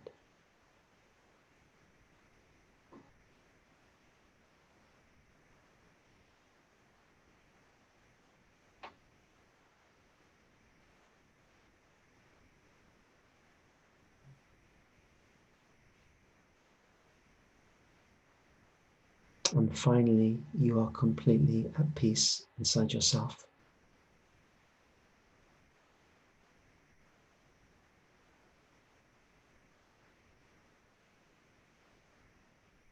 You have recognized the peace of God that is beyond all understanding.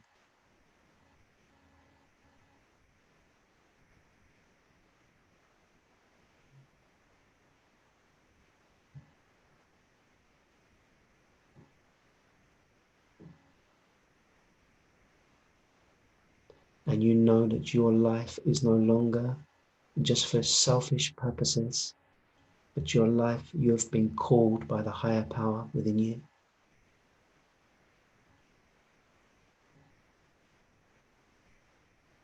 And to the best of your ability, you honor that calling.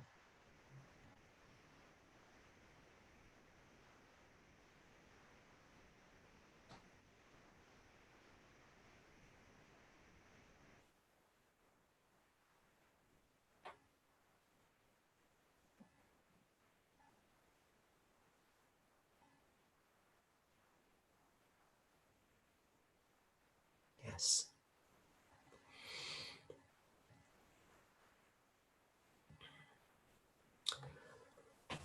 Okay, so we have one friend left with his hand up, and we'll take this one. This will be the last one, and then we will finish with a mantra from Trond. I'm sure that some people will be very hungry. I know Swedish people that like eating early lunch, and now it's 20 to 2 in Sweden. So I hope the stomachs can wait for another 15 minutes or so. Right. Oh dear.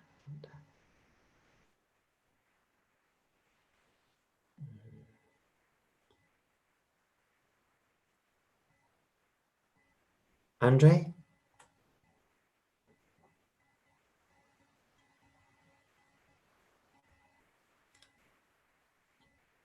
Are you there? Do you hear me? Oh, that is not Andre. No, it's not. I've been Andre undercover for 3 days. I don't know how. Somebody else. I don't know how to change the names. Okay. Good to see you. Yeah. Well, I've been feels very unfitted now. We've been so much in the self, and I will try to take my headphones off because I sort of can't hear myself.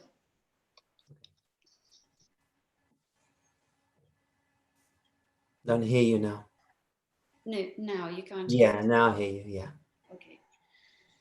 Well, I will really try to be short, but I've been very much afraid to come forth.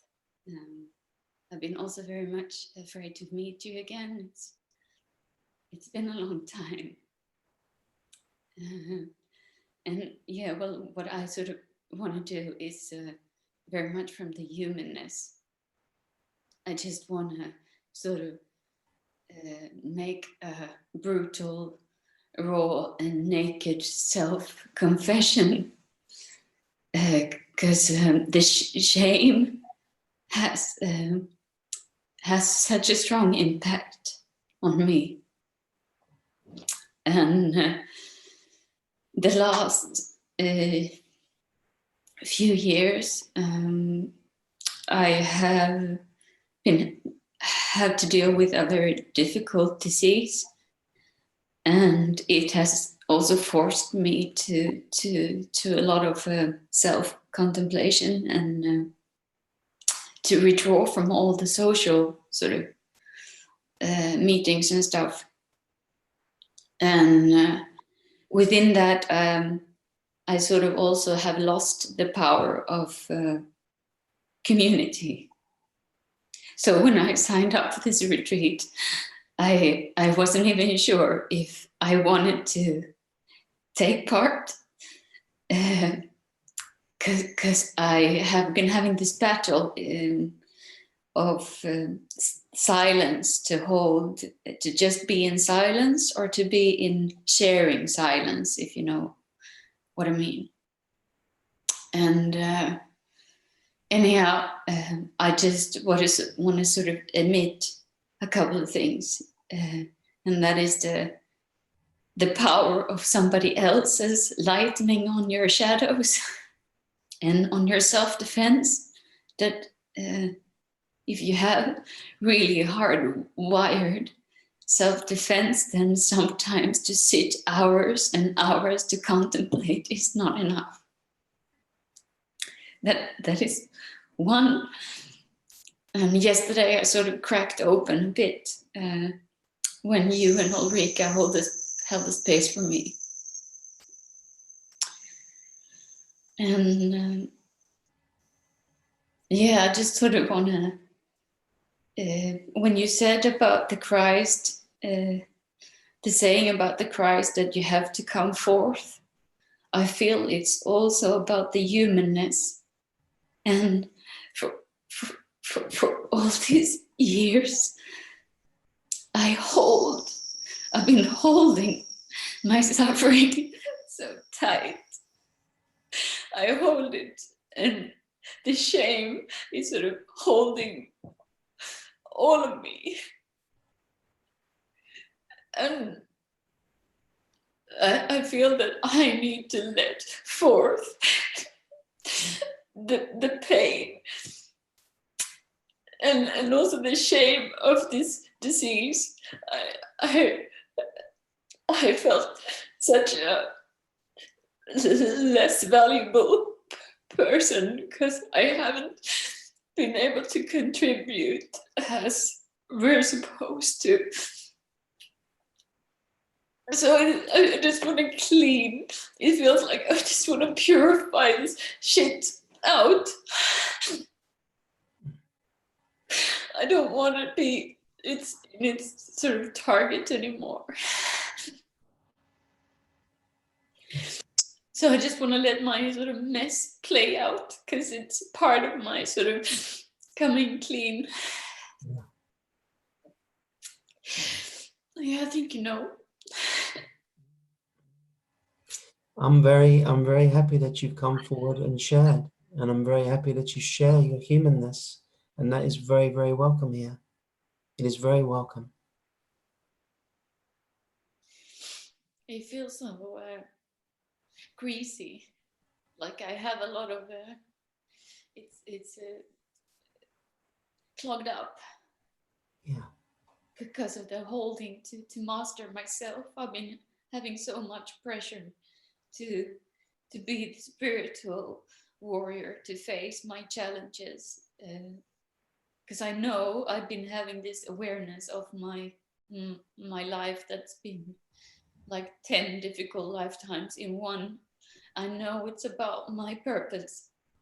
I've been knowing that, but that has also letting me to just hold the pain, to be alone. Yes. All this pain. And it's sort of been eating me inside. Yeah.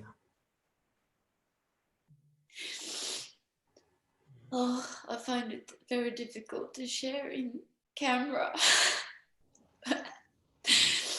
But it's something been pushing me, like been growing from being totally sure I want to say nothing to that you're holding a lot of shit that you really want to let go of.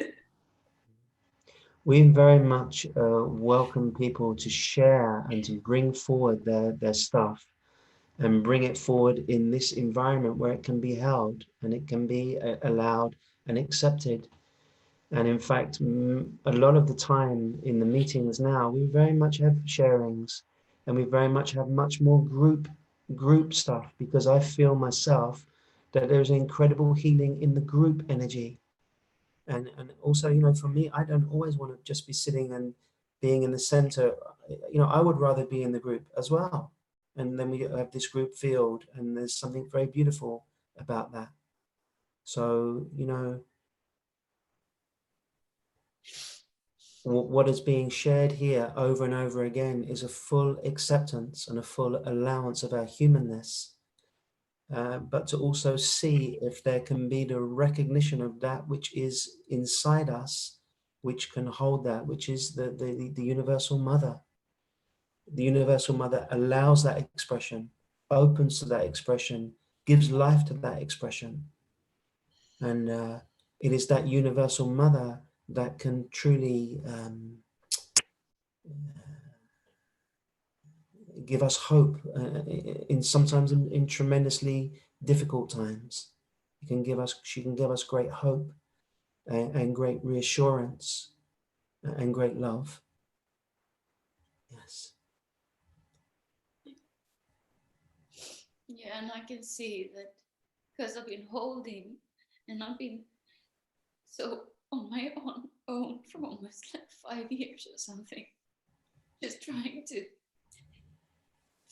peel my own layers, and but it also has been giving this ego and this fear sort of a distance to that, like I felt like I can't feel the connection to you, like I can't feel, like I've been putting myself aside of even this, like I haven't felt like I want to even share with you because I want Yeah. somebody who cares about me. And it's been, yeah, it's been just very, very destructive. Yeah. Yes. Has being in this group this weekend, has this nurtured you in some way? Yeah, well, that has been the discovery that for first day I was really impatient because when I can't relate to something, then I rather just be in silence. You know, it's like I'm very comfortable in the silence, but the silence the last 2 years has been extremely intense, and I've been digging very deep in my own traumatic parts. But in the end, I started to notice that I can't fish anything more up. It's not coming up because I'm just holding. So the light of the others in the group here has sort of been penetrating my self-defense. So I can cough up what's really in the bottom that needs to be cleared. And that has been sort of what I wanted to just share. Yeah. Yeah.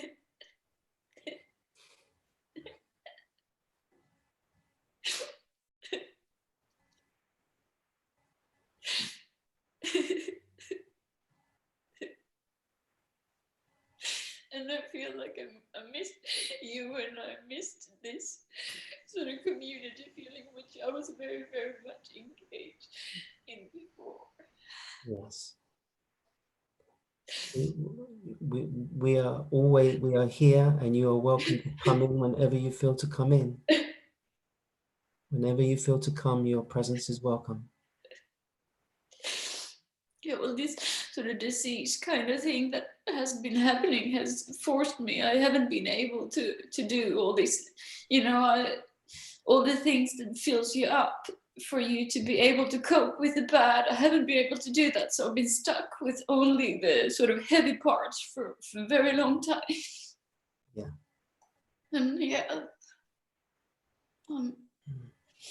yeah, well, I'm glad I dared to speak with you again. So silly. So good to see you. So good to see you after so long. Yeah.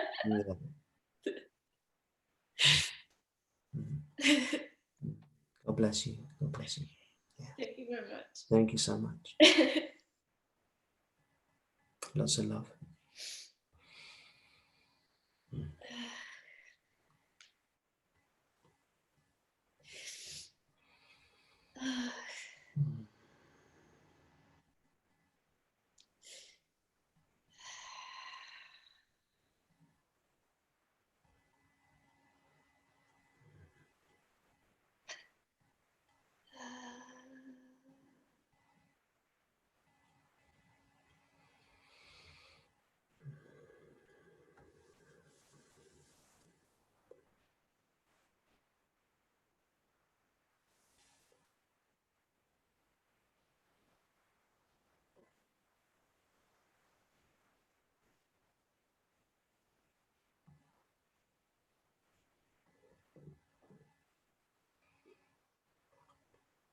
Maybe this afternoon we'll put some music on and have a good dance together.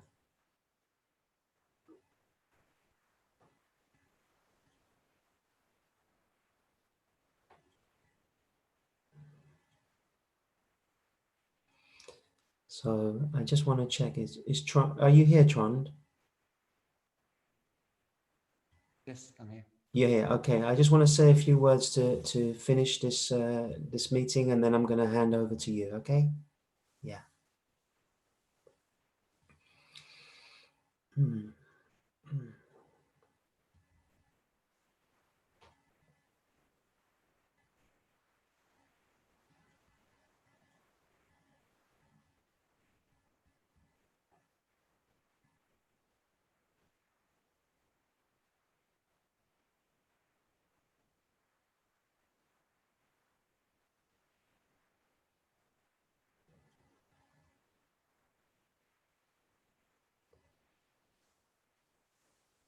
So we're coming to an end now.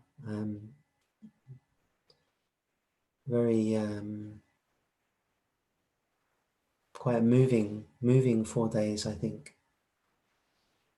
A lot of beautiful sharings from people, a lot of very honest, very open, very real sharings. Many years ago, I used to go to a lot of 12-step meetings. And I always loved the humanness that was shared in the 12-step meetings. I always loved that. And I always loved satsang with the focus on the spirit and on the being and on the self. And what I always felt was that if these meetings could somehow combine them, then it would be something really beautiful. And I feel like we've done that together these days. We have really opened to the full spectrum of the human experience and been reminded of the light of consciousness, which really will be our salvation for all of us, will be our salvation.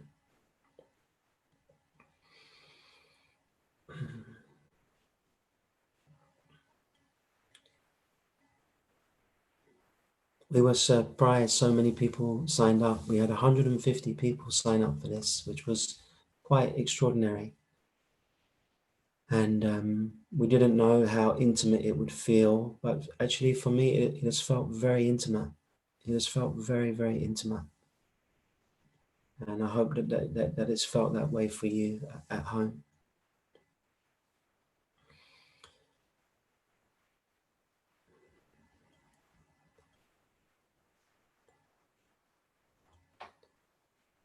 So from myself, from Ulrika and Yada, the team, our team, we thank you for spending these days together with us and for exploring yourself so honestly together with us. And yeah, we'll see what we can offer in the future. We love to be with you in this way. So if it is helpful for you, we will see what we can offer in the future. So thank you, everybody. Thank you for being with us.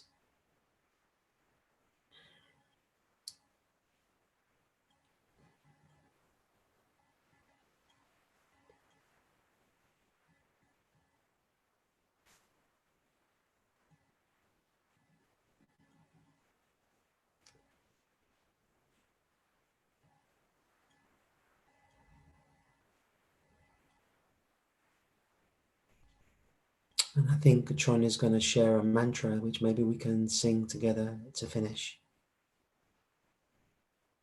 So God bless everybody.